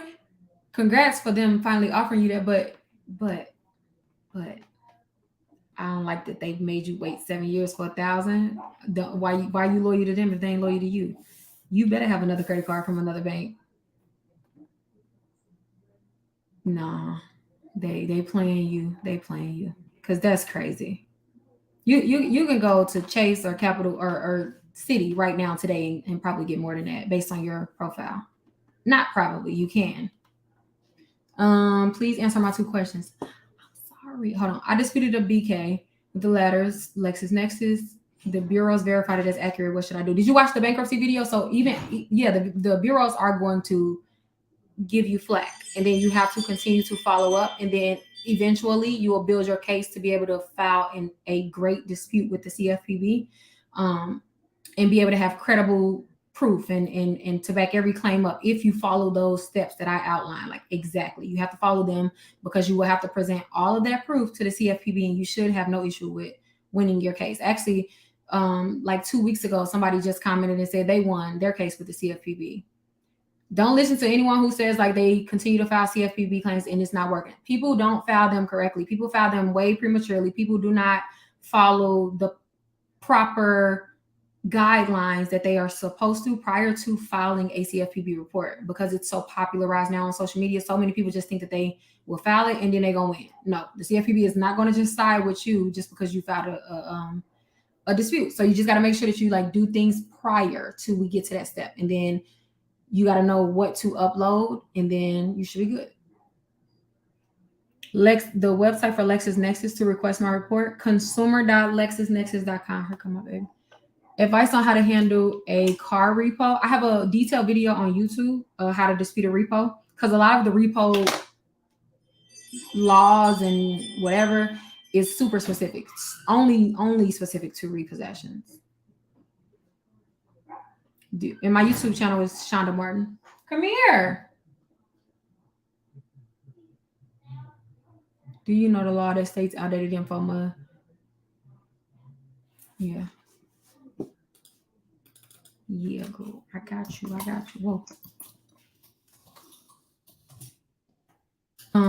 What should I do if I disputed a charge-off account for reporting CO monthly with one bureau versus monthly with the other bureaus, and the result was verified as accurate? Follow up. Anytime if you know something to be true and you have proof, you have to continue following up. Never expect the credit bureaus to just do the right thing. They are not on your side. It is not in their best interest for you to win any disputes against them. So when you are disputing with the credit bureaus, think of it as you are they're your competitor. You guys are on the same court and they're the opposite team. So continue to follow up, continue to stand your ground, continue to make sure that you are, they are not in violation of any of your consumer rights. Kylie, come here. Oh, what I was doing? Yeah, that's what I was doing. All right. So for the outdated, for public records or judgments, they have up to 10 years. And then for any other derogatory information, they have 7 years, but it's only from the date of first delinquency. So it's not from when you open the account. It's from the month that account closed. So the month before that account closed is technically when the date of first delinquency started, because you had to have been derogatory prior to it closing, right? So the month before the account was closed, that is when your date of first delinquency is. So you will count 7 years from that month, and and that is when the account would be considered no longer reportable, regardless of how many times it's been sold to another collection agency. It doesn't matter the date of last tax. None of that matters, because the date of first delinquency does not change. It cannot change. I mean,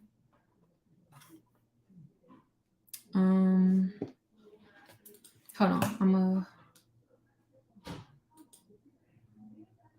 I only got medical bills left on my account. Should I pay the remaining? If it's under $500, do not touch those medical bills. Because it's gonna be deleted. It's gonna be deleted by August. I was trying to show y'all something. Oh, I forgot I had this.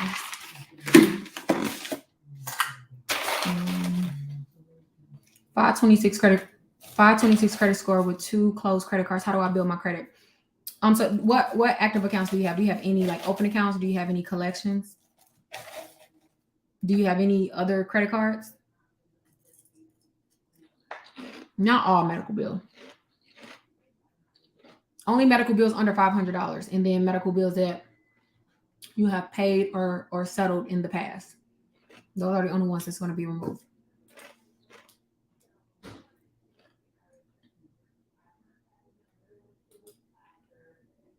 No, a collection agency cannot re-age your account legally. It would have had to been activity on the account for them to do so. But that only determines like how long they can sue you, which is your statute of limitations. So you're getting date of last activity and date of first delinquency mixed up, because they're two different things, and they affect two different things. Can an account be out of the statute of limitations but still report on your credit report? Yes, it can. Especially if you're in a state where your statute of limitations for debt is only like 3 or 4 years. most of your collections are always going to outlast the statute of limitations, because the statute of limitations is only 3 to 4 years, but the reporting time is universal, which is 7 years or 10 years for public records. I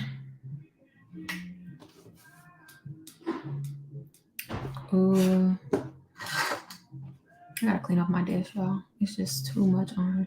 Can you pay settle medical bills now and have them deleted in August? Oh, well, they cut it off. They cut the date off. But even going forward, any medical bill that you pay or settle will be automatically deleted. That's just a law that was also started as a result of that change. Yeah, even if you had past medical bills that was under $500, they're going to be deleted, and they have until August of next year. But going forward, any other medical bills that you have that is under $500, it does not qualify to report as a collection. So you will never see another medical collection on your credit report under $500 after like all of them are removed. But what's going to probably start happening, and this is just a prediction, I'm not saying this is factual based at all. What I think is going to start happening is a lot of doctors' offices will break down the charges. Like they'll charge you, they'll bill you separately for like ancillary, for and the anesthesiologist. Shoot. So they'll break down the services, right? But I think that they're just going to add them all together just so that they can make sure that all of their medical collections are over $500. That are the worst, which is them increasing medical bills. We hope that those don't happen. But that's what I think they're going to start doing, because they started breaking them down just so a person can have more collections as a result of one hospital visit. And then now that this law has come out to try to prevent that, because it was sometimes where somebody would just go, let's just say you go to the emergency room and 3 different doctors see you. Some people will be billed 3 separate times for one visit, and then it'll eventually result in 3 separate collections on their credit report for one visit. That's 3 collections. So it was this bill was passed in an attempt to not only minimize that, but just kind of like minimize medical debt entirely. And so they can't like place medical collections on your credit report under $500 anymore. I know I always get caught up, but y'all know I stutter any damn way, so that ain't nothing surprising. It's a lot of words. If it got too many S's, if it got too many S's, I'm a stutter. That's always been like my trigger word. Even when I was like in speech therapy as a kid, I used to like try to avoid saying S's. Like I literally used to train when I was in like middle school and even high school. I had literally trained myself not to say S, or if it was like too many S's, I just didn't say it. It was just like it was a response, because I just knew I was stuttering. I used to hate it so much. Now I don't care. It's just whatever. But like when I was a kid, I was so embarrassed about, because my stutter, it used to actually be really bad. It used to be really bad. It's coming back now. I notice it too. I notice it way more now. I'm like, dang, it's coming back. I need to go to some therapy. How do you feel about utilization, zero balance transfer offers to consolidate debt? That was a lot. You said zero. Wait, or is that 2 different questions? $0 balance all around is never a good thing for your credit report. You want to report at least 1%.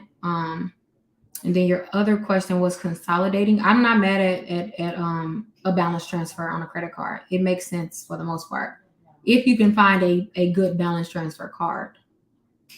If you have Navy Federal, use their card as the balance transfer card. But if you can't get Navy Federal, PenFed offers a good one. Chase Slate card. I don't know if they still offer this card, but if they do still offer the Chase Slate card, that's a really good balance transfer card. Truist credit card is it's not a great balance transfer card, but it's a cool balance transfer card. Not great only because the limits are not high. What to do about medical collections over 500? You can challenge them.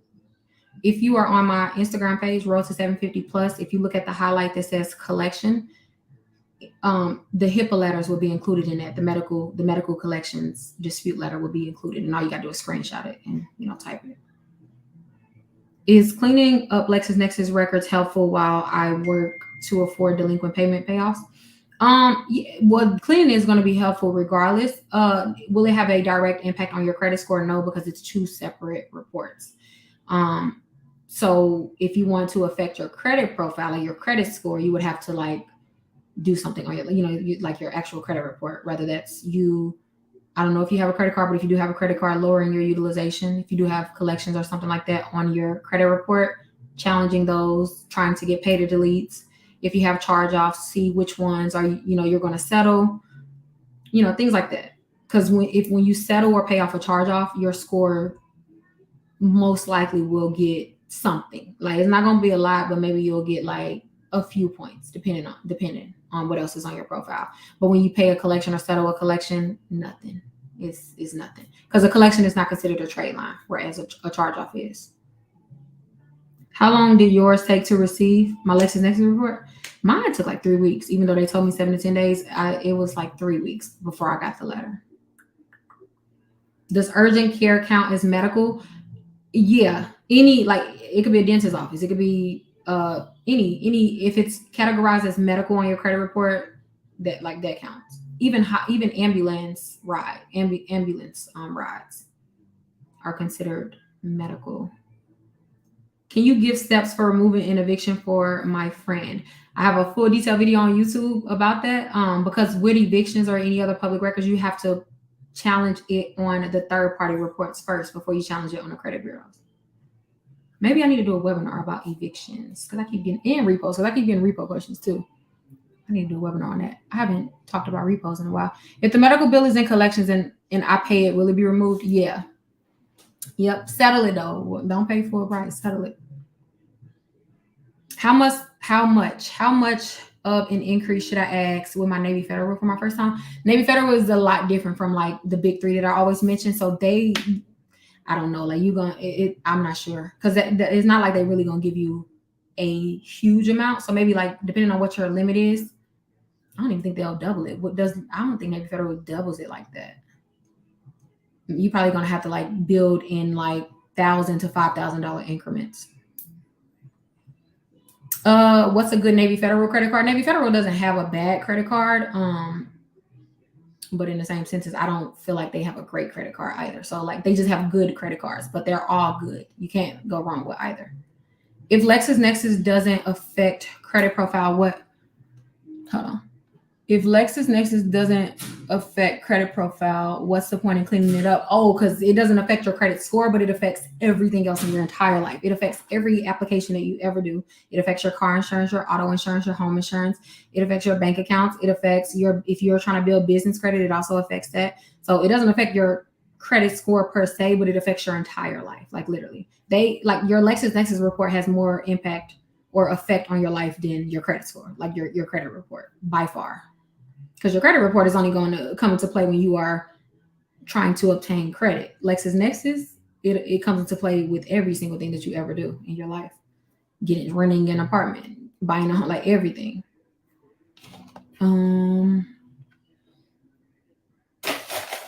What's the rule of thumb for settlement percentages? I like to start at 40, and then depending on you, it's a negotiation from that point. But start low. Well, sometimes I'll start at 30.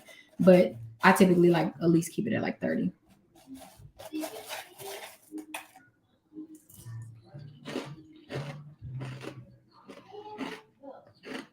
Wells Fargo taking me to court for a $6,000 charge off.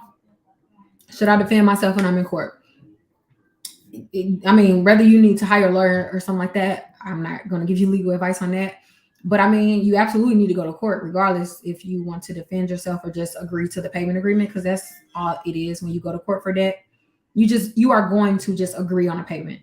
If you don't go, then the judge will grant the furnisher a default judgment, which gives them the ability to either garnish your wages, place liens on your property, basically like get access to your money, regardless if you give it to them or not. So you don't want a default judgment, which is why you should never skip court.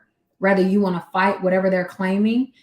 That's on you. I will say that if you are fighting it, you do have to have proof of whatever you're claiming. So it's not like he said, she said. If it is your account and maybe they're reporting something wrong, like the amount that you owe, and you can prove that based on like maybe your last bill or whatever, then yeah, that you got a good chance. But yeah, can we be sent to jail for that? No, so you can't go to jail for debt. You can't go to jail for debt. The most that can happen is, like I said, they can garnish your wages, and depending on some states they can't. But even if they can't garnish your wages, they can get access to your bank account and take whatever you have in your bank account.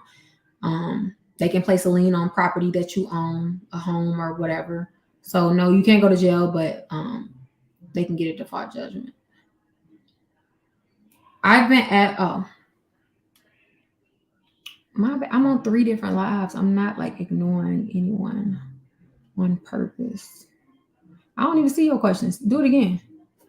And I feel like you yelling at me. Why you have to do all caps? I don't like that. I've been asking. I keep trying to clean up my old addresses and have no luck. There is a debt tied to one address. Should I freeze Lex LN before disputing with the bureaus? So you don't have to freeze them before disputing with the bureaus, because the bureaus will still have access to your Lexisnexis report even after you freeze it. Freezing is not for the credit bureaus. It's for me to not be able to access your file or any other person. Oh, okay, y'all trying to be funny. But yeah, I mean, no, you don't have to freeze it before you start your disputes. No need to ask for a pay to delete. Wait, for what? Do you have a dispute letter for Lexisnexis? I do, but I literally made it today just to include in the video that I am editing right now, which is teaching you guys how to dispute Lexisnexis. Hopefully I'll post it on Instagram and TikTok and YouTube. I'm gonna say by tomorrow. I was gonna say tonight, but I want to be realistic. Like, it's already 3:00. So hopefully by tomorrow. Yeah, you always want your utilization between 1 and 10%. So you don't want it to be 0%. That actually affects you in a negative way. I have a Capital and a Navy Federal card, 710 credit score. Should I get another card? I would say yeah, for sure. For sure. I literally just shared your Lexisnexis videos with the family who wanted to know more about credit. Oh, I like that. I love that. Each one teach one. I went through identity theft, a whole year of court proving it was not me. How do I recover? What I don't know the damage. So what was decided? Was it decided that it was how did it play out? So I can know how to tailor the advice. Minimum credit score for a mortgage. You should probably want to be at least 630, 640 or above. Technically speaking, you can get a home loan with a 580. Probably not gonna happen because you're probably not gonna find a lender that'll accept that. But even if you do, your interest rate is going to be like ridiculous. So I wouldn't recommend it at all unless you have like at least a 640, 630, 640. And then of course, the higher your credit score is, the better your interest rate will be. So yeah. Is it normal for my score to drop 60 points because of a traded in leased vehicle? Yes, because that account closed. And when an account closes, you lose credit age on your credit report. But that also tells me that your credit profile is super empty, or just not, you don't have enough active accounts, because if one closing of an account, and it's a lease, so it's not like it was something that you've had for 10 plus years. But so if one account closing caused that much of a drop, your credit profile is extremely, extremely volatile. Like it's too up and down. So you need to add more trade lines, not just any, but just like you need to start building more credit so that everything won't affect your credit score that drastically. The newer and the emptier your credit profile is, the more you're going to be affected by everything. Like I've seen people get an inquiry and then lose 10 points. That's like crazy for an inquiry. Like if you are losing more than 2, at the most 3 points for an inquiry, your credit profile is probably empty. It's probably empty, because most inquiries shouldn't even take any points from you, honestly. Like after you have established your profile and kind of like built that foundation, it's very rare that an inquiry is going to actually even take a point. And if it does, it's probably going to be 1 at the most 2. And if it's a credit card inquiry, maybe it's going to take 1 or 2 points. But if it's a loan inquiry, most of those you're not going to lose points for, even if it's you go into a car loan and they're running your credit 20 times. It shouldn't, an increase certainly shouldn't affect you 10 whole points. Like that's madness. Like that's crazy. Will our scores go up once our student loans are forgiven? I have bad news for you. Most people will actually lose points for their student loans ending. Most people, most if not all, will lose points. Should you have a regular Navy Federal checking account before applying for their credit card? I would recommend it. You don't, technically speaking, you can. Well, you have to have an account actually, but you can do it on the same day. You can apply for a credit card on the same day. Best home loan to apply for? Are you talking about like FHA, conventional, all of those? We're going to cover that in the webinar. That's Matt's section though. I'm not the mortgage person. I even go to him for advice, like literally, in terms of that. I'm credit. I can get your mortgage scores right. One thing about it, we can talk about the mortgage scores, but when it comes to lenders, that's his. Listen, that's his arena. I stay in mine. He's an expert. He deals with that all day.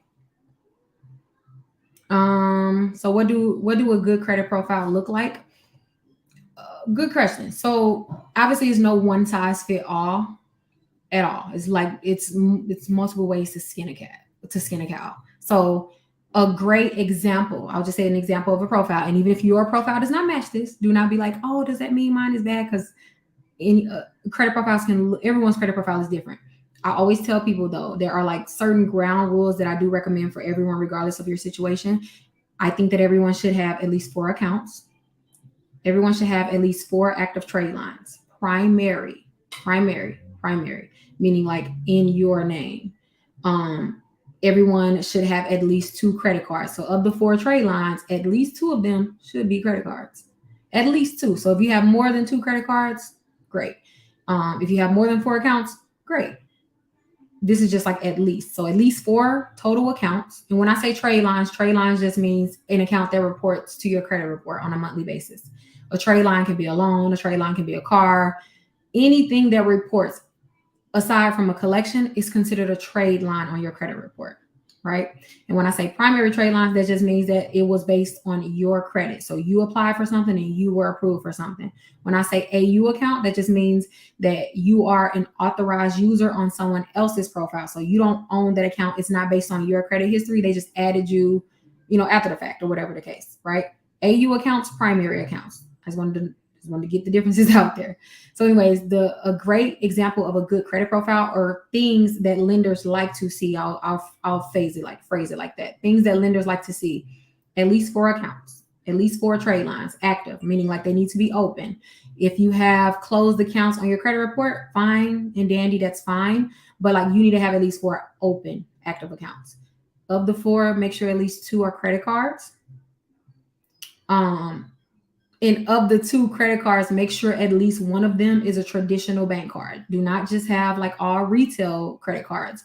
Don't have all charge cards. Like just get it can be from any bank. Like literally, it can be a secured card. It can be an unsecured card. The point is you have a credit card that you can use anywhere, a Visa, a MasterCard, an Amex, but don't just have, like I said, like an Old Navy card, or maybe you have a Victoria's Secret card and then like an Old Navy card, No, you need at least one traditional bank card of the 4 accounts. And then I would also suggest that one of the 4 accounts be a short-term installment. Discover, yes. They work as well. Capital One, yes. All the banks. So it's not the bank, it's not bank specific. I meant more so like not tied to one store. Like if you can go to any store and swipe it. I say Visa and MasterCard because you can swipe those anywhere. But yeah, so it's not the store. It's not the store. So yeah. What was I saying? Oh yeah, at least one short-term installment. Looks really good on your profile. The easiest way to kind of like build up your payment history without jeopardizing losing like too much money, like on a long-term installment. Example of a short-term installment is any loan. It's a loan that's under 36 months. Didn't I tell you every time I'm on live, I get a package? I kid you not. I'm getting a package right now. But anyways, any thank you. Thank you. Any any loan that has a term length of under 36 months is considered a short-term installment. So like a self-lender loan, a kickoff loan. Doesn't Chime offer a credit builder loan? Pretty much every credit union for sure will offer a credit builder loan. Like Navy Federal offers one, Truist, like most credit unions. And then most banks as well. But yeah, so any short-term installment, it can even be a personal loan as long as the term length is under 36 months. Navy Federal actually has an option where you can get a personal loan, you can make it a short-term installment or a long-term installment. So that's another option for those of you who may be interested. I don't know, but just get a short-term installment, at least 2 credit cards, and then your fourth account, that's up to you. You can either get another credit card, or that can be reserved for like a long-term installment, like your car. Most people will get their car within the first few years of building their credit. And then in addition to the account types, you want to make sure that you're not pulling in too many late payments. So, was I supposed to sign something? He was there for a long time. I hope I'm not supposed to sign anything. I'm trying to think what I would have delivered that would need a signature. Anyways, I didn't order nothing like that. What was we talking about? Okay, so yeah, so other than the account types, because that's pretty much just like you hitting credit mix and then like starting to build your payment history and also credit utilization. I would also suggest that your payment history is at least 98% or above in terms of how many times you've paid on time versus how many times you were late. Anything under like 98%, it starts to kind of get milky, but for sure if it's under 94%, that's kind of like when you are like starting to be considered like not a trusted borrower. So 98 or above is recommended. Obviously, if you can get 100, that's that's the perfect payment history percentage. But at least 98, you should be fine. But also more specific with your payment history, when you are applying for like a credit card or a car or a home, it's always best to not have late payments across your entire profile within like 12 to 18 months. So if you just got a late payment last year and you want to get a car this month, maybe wait a few more months until you reach 18 months since your since your most recent late payment, because it'll help you. It'll help your credit score not only increase, but also it'll help your lender. They'll be like some lenders, if you have more than one late payment within 12, like for American Express specifically, if they see more than one late payment within 12 months, typically speaking, you're automatically going to be denied. And like, honestly, even one sometimes will just, if everything else is not like flawless on your credit report, sometimes even one late payment for a top tier card within 12 months is a no-no. Chase is a little more, so American Express is a little more, American Express is a little more like utilization sensitive. Like they really, really, really, really care about the utilization that you are like reporting on all of your current credit cards. But Chase is super like, they're sticklers for number one, new accounts. They do not like to see new accounts within 90 days, specifically like new credit card accounts. But Chase is also more payment history like strict. Like most times if you even have one within 18 months, Chase is like, no, we don't want it. We don't want it. Amex might let you slide with one, but like you got to have like everything else on point. Yeah, exact. Oh, you said, is that why I got denied for Chase and I have a 756? It probably is. Unless you've opened up more than 5 accounts within 24 months, which is also another one of Chase's rules. If you open up more than 5 accounts within 24 months, you're gonna get denied. You can have 800 credit score and you'll still get denied, unless you're a CPC.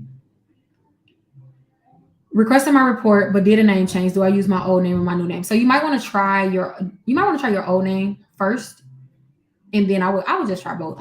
Low key, I would request one for both, because a lot of times when you change your name, your report splits, and then you'll have two separate reports out there on you, and you don't know which one lenders are accessing. So I would personally request it for my maiden name and like your married name.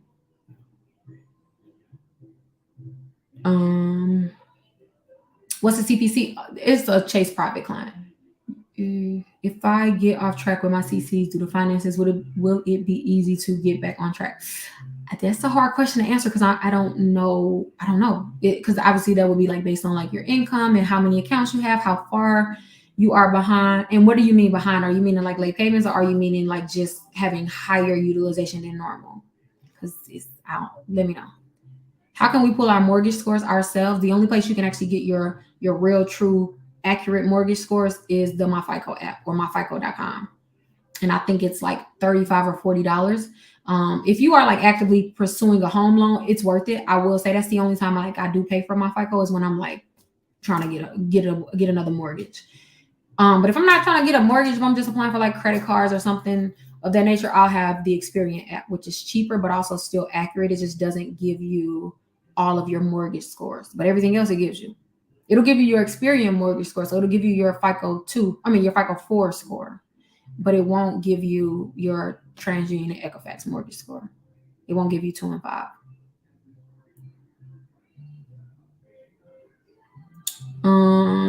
In the Homebuyers webinar, will you teach about credit scores in general or mortgage scores? They are FICO 2, 4, and 5. In case you didn't know. Yes.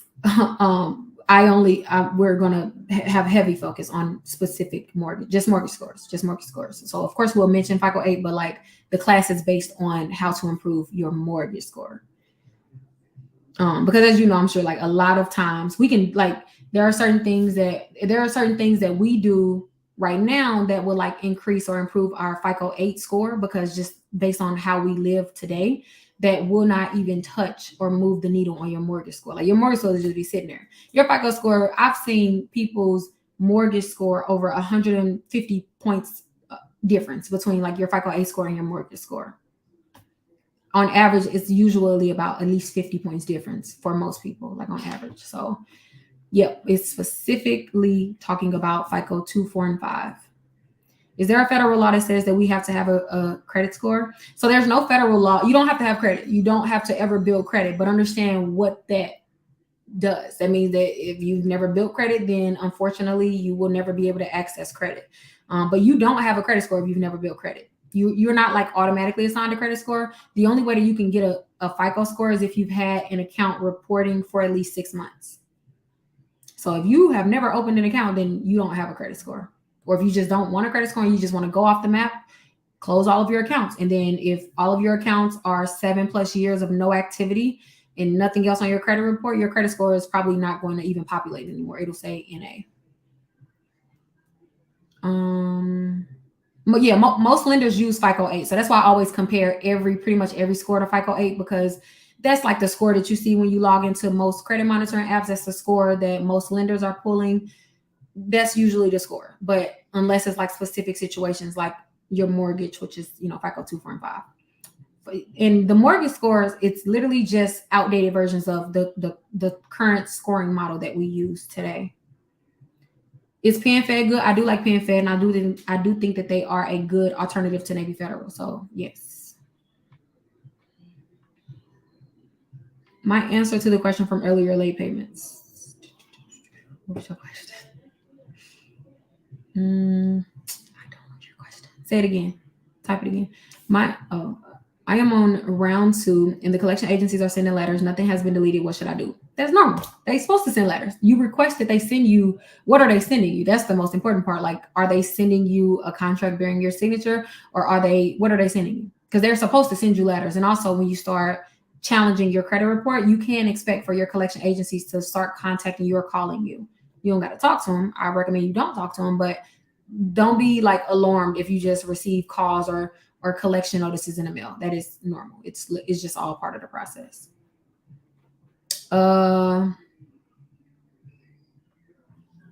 What my battery's on? My iPad ain't plugged up. Hold on. Let me see what the battery. Ooh, y'all on 15%. I'm gonna get off here in a minute. If you have multiple late payments, do you send a goodwill adjust for all at once or just one? It depends, because keep in mind, you are not dealing with like a machine when you're trying to get a goodwill adjustment. You're dealing with like your company, your bank directly. So a lot of it depends on like the relationship that you have with them. Like, are you consistently late, or are you a stellar customer, but maybe some ish happened and whatever.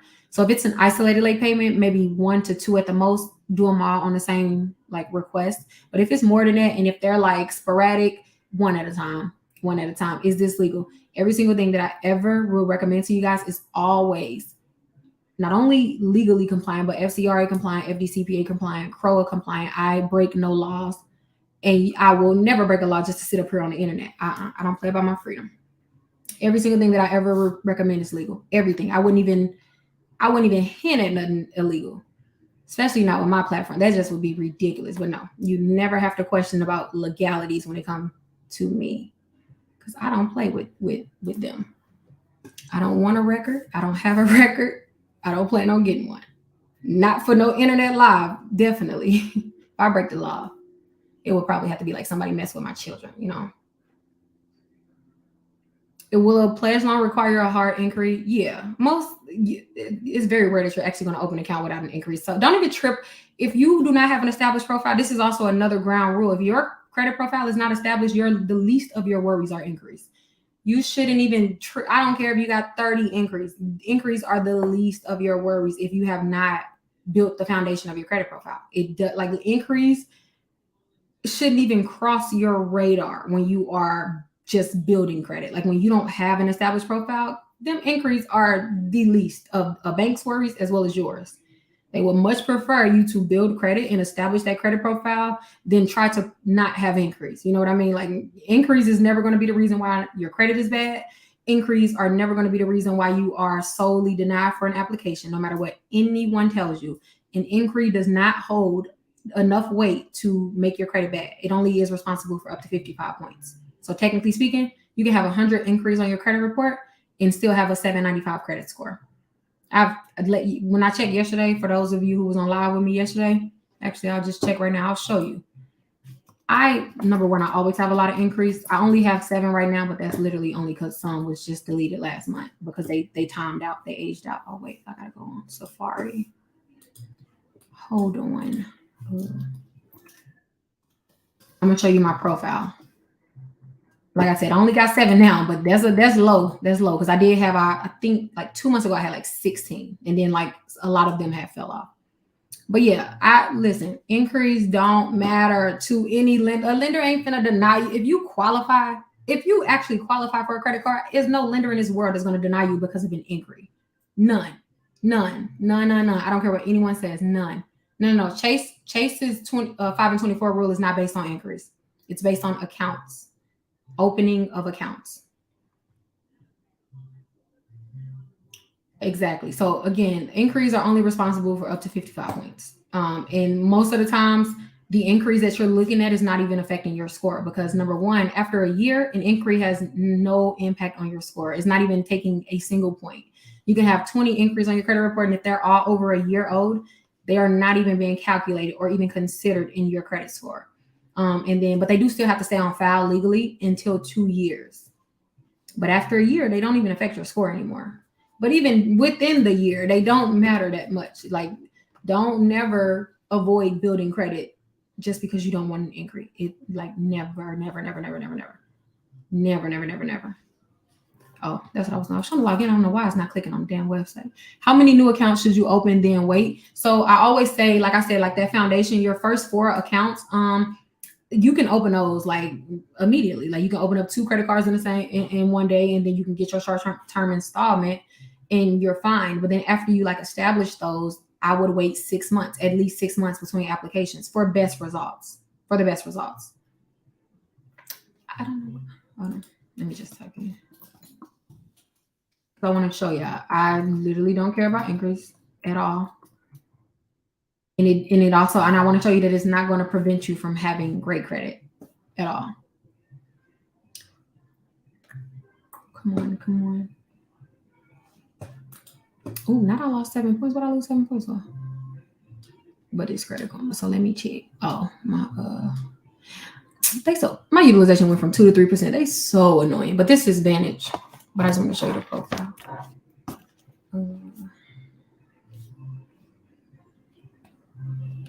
So you see how many inquiries I have, right? I have 7 inquiries. I lost it. Well, this is my Vantage. So my FICO is still at 811, but whatever. I don't care about inquiries. Even when I had freaking 16 inquiries, it was still the same. I don't care about inquiries. I'm not going to waste my time to challenge them. No. And I'm certainly not going to avoid applying for anything because of an inquiry, because anything that I apply for, well, My increases are loan increases as well. Most of them are loan increases. Anytime I'm gonna get a loan, I'm gonna always like compare. I'm gonna always get multiple offer. Like I'm always apply to see what company is gonna give me the best rate. So it's not unusual for my credit report to have 20 plus increase, especially if I'm actively shopping for a mortgage or something. I'm always going to compare because I'm trying to get the best rate. I'm not gonna not get the best rate because of an inquiry. That's for damn sure. Should you do 5 credit cards request at once? That's too much. That's way too much. Way too much. Way too fast. Don't get no more than 2 credit cards within 6 months.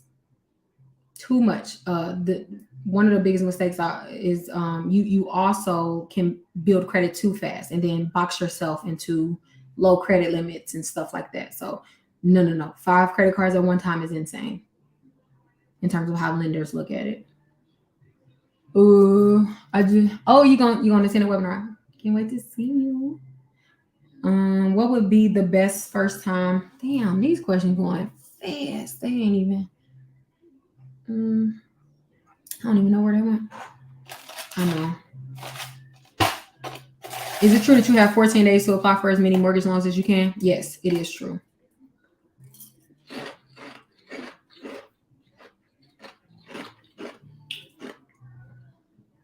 How hard of a hit to your credit will it be to cosign?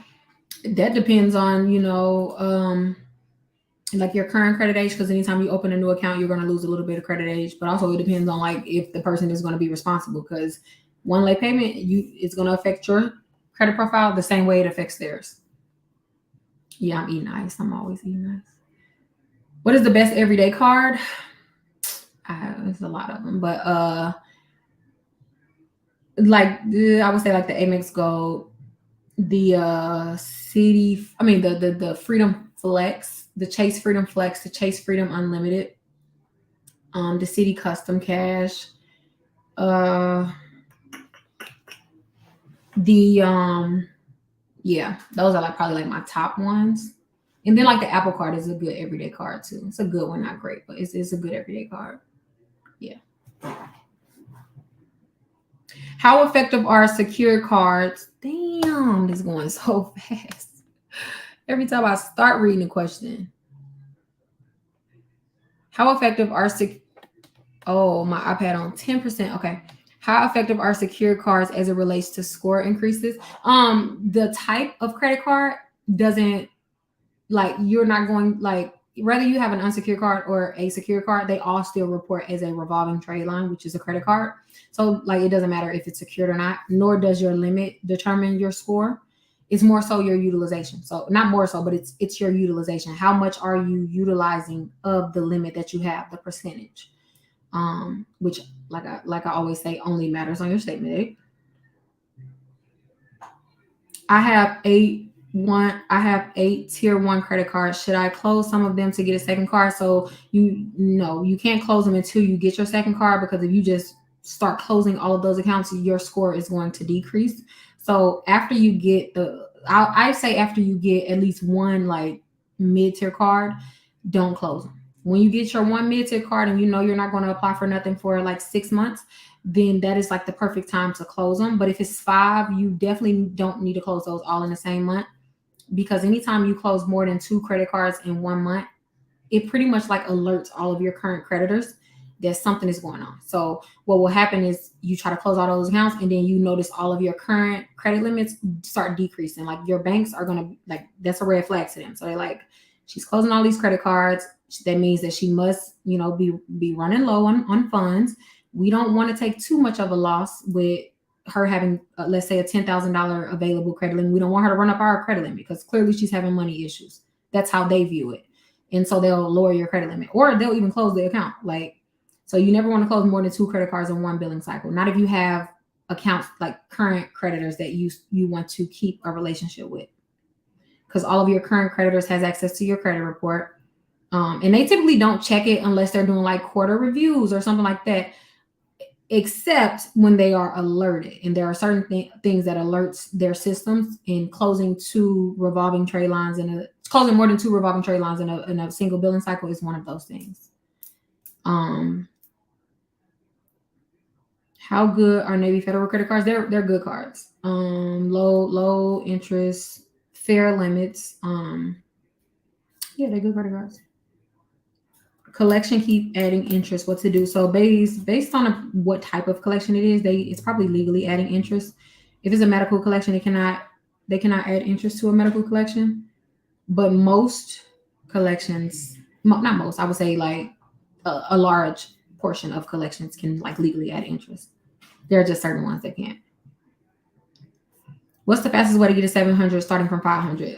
That question, I would never be able to answer that with like actionable things. I can just say like cliche shit if that's what you want, but like that, I wouldn't know because it all depends on your credit profile, what you currently have going on. Your 500 could be just because maybe you don't have credit. Your 500 could be because you may have recent late payments or recent collections or recent charge-offs, all of which will affect your route to 700. You know what I mean? So give me a little more information about what's going on and then I can like tailor the advice to you. I should have took calls today, but I'm gonna get off it now. Why does the mailman keep coming by? Like, what the hell? Because Synchrony don't mind closing your account. No bank minds closing your account, but yeah, Synchrony and Community Day are notorious for just like randomly lowering your credit limits, especially if you don't use the cards. Any bank will though. Like honestly, if you don't use, like you have to use your credit cards, or your bank will probably close your account. So if you have like credit cards that you are not using, this is not for retail cards, but just like regular credit cards, just put a subscription on them so that you can always have reported activity. So you don't have to worry about it closing due to non-activity.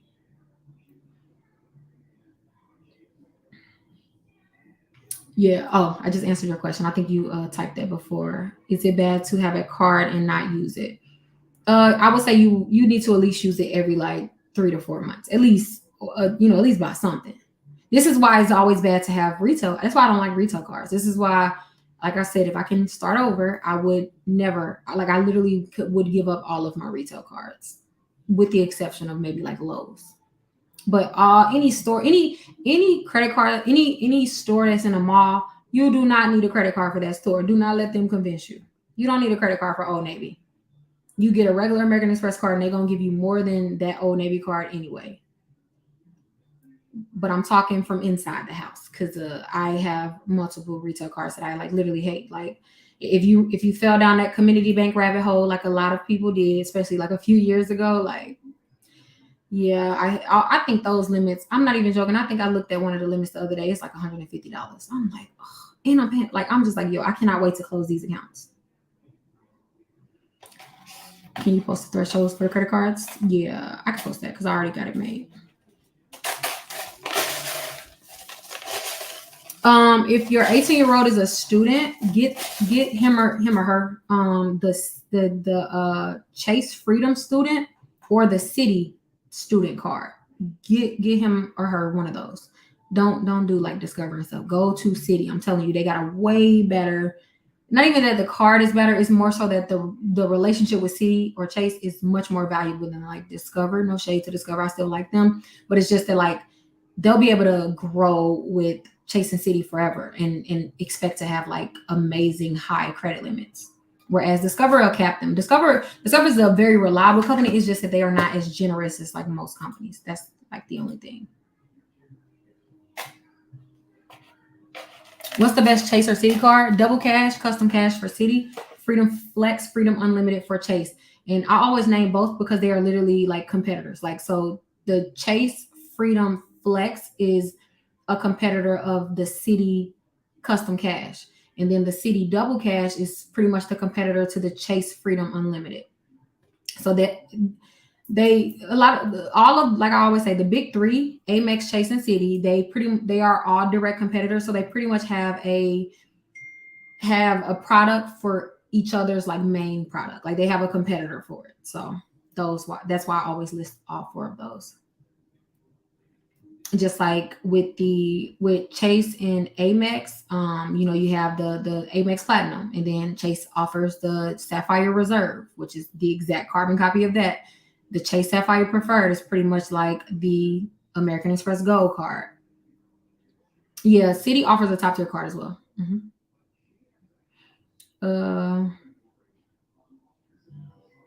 Light foul 730.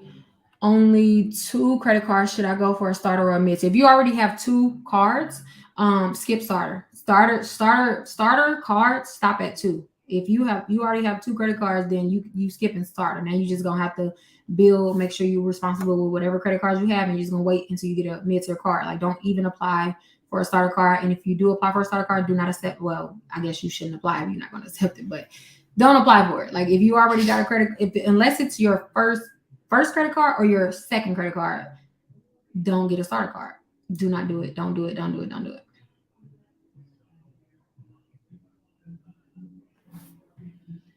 My favorite credit card. Look, I got too many. I got 6. I got Platinum, Gold, Sapphire Preferred, CD Custom Cash. I've been using my Custom Cash more than my Double Cash more. Y'all know I love the Double Cash, but I have been using Custom Cash more for gas because the Double Cash. That's cute. Thank you. Yeah, I've been using the Custom Cash more. I'm really liking that card, and then I do use my Apple Card a lot, only because it's super convenient.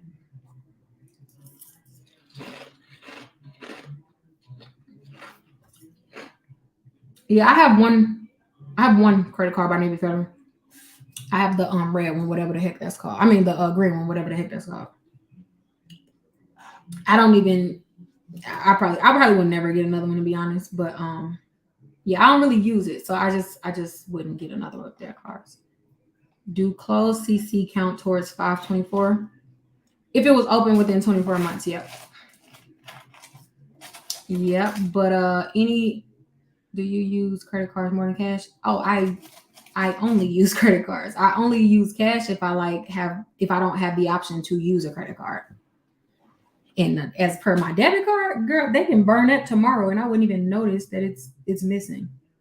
No, I despise using my debit card unless I have to. Like, if I just for whatever reason can't use my credit card. Rich, nowadays I don't even know unless I need cash, literally, because I don't know a company that wouldn't accept a credit card that would a debit. But unless cows are flying, unless the pigs are flying, that's when you see me pull out a debit card, you look around. We might be under attack, like, for real. Do you like credit unions over big banks? For different reasons. I like credit unions for loans because a lot of times they have better interest rates. But then for credit cards, a credit union is not going to touch a big bank. I'm not going to hold you. But I wish that they did, because a credit union is going to give a better interest rate. But they not going to get them limits. They ain't going to get them limits like a big bank. So I like each for different reasons. For business, my favorite bank for business is Amex and Chase. So I don't know how to categorize them because they literally both have my favorite business cards. Yeah, I'm gonna get off of her. I'm gonna get off in 4 minutes. Actually, my iPad is on 6% anyway. Wait, thank you. What? So now I feel bad because I didn't know you donated on YouTube. Okay, hold on. Don't donate on YouTube, especially when I'm not just on YouTube where I can't pay attention to the questions. Please, because then I'm gonna feel indebted to you. They have reported that I paid June 1st, and I definitely didn't. Wait, hold on. Let me read that in my head. Just looking to get a home next year. Should I dispute? I guess I'm not seeing the issue. Hold on. A charge off auto loan. They have reported that I paid them on June 1st. Okay. So they reported that you paid on June 1st. You did not pay. When was the last time you paid? It is a high balance CO. Okay. Statute of limitations will end in June. Oh, okay. So they re-aged your account is what you're saying. They reported a payment. What did they report? If they reported a payment, then yeah, that's a challenge. But I just want to make sure that, like, we ain't looking at it wrong. Oh, you can't come here because you don't gotta know. Put on some pants and then you can come here. Put on some pants. What do you think about getting the Chase card and then getting my car a few months after? Yeah, nothing wrong with that. Actually, I always suggest that you have a credit card for your first reporting trade line as opposed to a loan. If you can help it, always get a credit card before a loan. Always, regardless, always. Should I continue paying off my cards monthly? Like your credit cards? You saying paying them all the way off? But Or are you saying like should I know you? I don't think you're saying like should you continue making payments. I'm sure. Are sure you're probably saying paying it off. What about the Amex, the Macy's Amex? Just get a real Amex. I'm not a fan of co-branded Amex cards. Even I could be a fan of the bank and still not be a fan of an Amex co-branded card. Like Navy Federal, I'm a fan of them, but I'm not a fan of their Amex card. Credit One offers an American Express card. You pay both cards, I guess, today? Let me know when it updates. Like make sure your statement date passes before you put anything back on it. But like I can't wait to update because you're gonna be happy with that increase. And it should update if your statement date just passed, it should update within the next like 2 weeks, give or take. Is it okay to send multiple factual dispute letters to a credit agency at the same time? You can send them at the same time, but they have to be enveloped separately if you want them to like separately process each letter. So don't put more than one letter in a single envelope like to the credit bureaus because they will literally act like they only see one. I haven't paid them in years. I pulled the full report and they reported to Equifax. I paid $3,000. It was a charge off because the car was totaled and they wrote it off as a natural disaster. $3,000 is a large amount. So that leads me to believe that did they sell the car? Are they just now selling the vehicle? Because if they sold the vehicle and they sold it for $3,000, they do have to take that away from your balance. And it's not technically reported as a payment, more so just as a decrease in the balance because they have to do that. So was it that? It may have been that because that's the three. Normally, when they re-age it, it's typically like you'll randomly see like your collection decrease by $1 or $3, like something so insignificant that they know most people will just kind of look at and not really pay attention to. When it's $3,000, I couldn't see a bank trying to illegally re-age something or trying to be sneaky and report a $3,000 payment, you know? So it may have been that they just sold the vehicle and that was what they sold it for. And so then they would have to retract that from whatever outstanding balance that you have with them.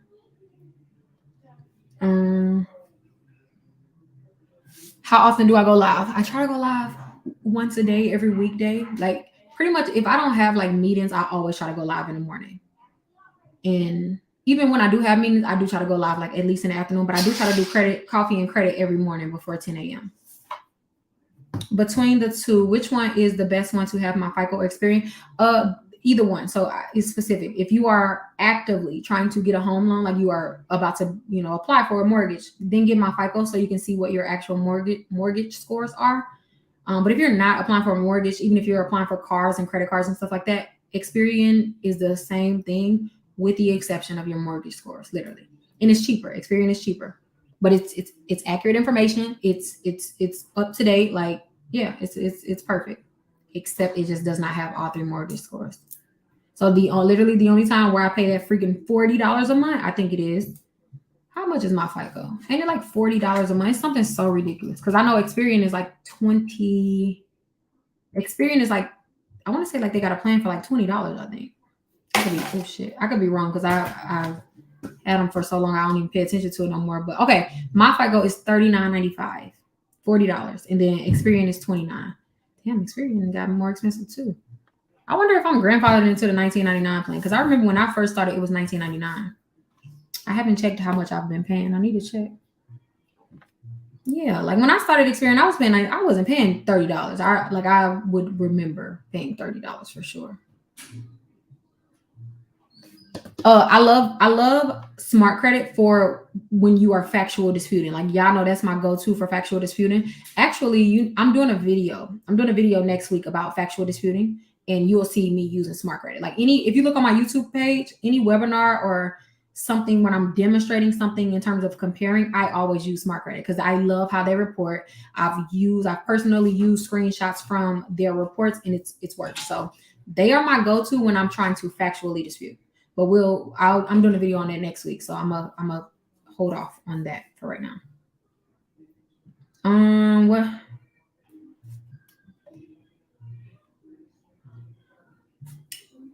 Is the Chase Slate any good? I like the Chase Slate. I like it. I don't love it. I only like it for balance transfers. Let me just say that. If you are not like transferring a balance to that card, I would not like recommend that you just like go and get that card if you don't already have it. But like, it's not a bad card if you do have it. It's just not my favorite Chase card. It's just so old that Chase just offers so many better credit cards that just requires the same thing. So if you don't already have it, then let's discuss another option. But if you have it, that's cool. It's cool. But you might, you know what? Honestly, even if you do have a Chase late, I would look to upgrade, or not even upgrade, because it's just considered swapping out the credit card. But I would look to I guess upgrade that to the preferred, because that's not, if you're using it especially for your everyday card, you're not getting a lot of points that you could like be getting if you get the preferred.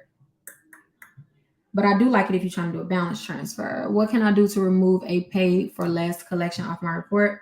A settled collection, that's going to be hard because you paid it. Any collection that you pay is going to automatically be harder to remove, just because when we pay collections, we legally validate them ourselves. So it's going to be hard. And I'm really, honestly, unless something is like inaccurate or inconsistent, then you probably are not going to get that removed. Yeah, that's the hard, like, that's the unfortunate thing about it. Is it possible to raise your credit in 3 months? Depending, because like if you don't have a credit card, I would say yeah. Or if you currently have high utilization, I would say yeah. But if your utilization is already low and you already have a credit card, it's probably going to be hard. It's probably going to be hard to do it in that short of a time frame. If I'm talking like a drastic change. I'm assuming you're not talking about like 10 points or something like that. But if like a drastic change in 3 months, that's hard. It's hard to do if you already have a credit card. But if you don't got a credit card, that's hella easy to do. Can I do a balance transfer from a low tier to a mid tier? Yeah, that's what most people do. So after you get your mid tier card, some people will like do the balance transfer, but just pay the low tier card off, and don't care. Like, I wouldn't carry a balance on those cards, because those starter cards or low tier cards, they have high interest rates. So I wouldn't be doing it on there. I'm a truck driver. I'm always busy and my credit is jacked up. I just need to pay someone to fix it. So you can pay someone to challenge your credit report in terms of getting rid of collections and charge-offs, but you can't pay anyone to build credit for you. So don't just think that all you got to do is pay somebody. Shit, my iPad died. Don't think that all you got to do is just pay somebody to fix your credit and that's all you need. Because no, you got to build credit. And the only person who can build credit is you. Like you the only person who can build credit for yourself. I knew that iPad was going to die. What was that, TikTok or Instagram? That was TikTok.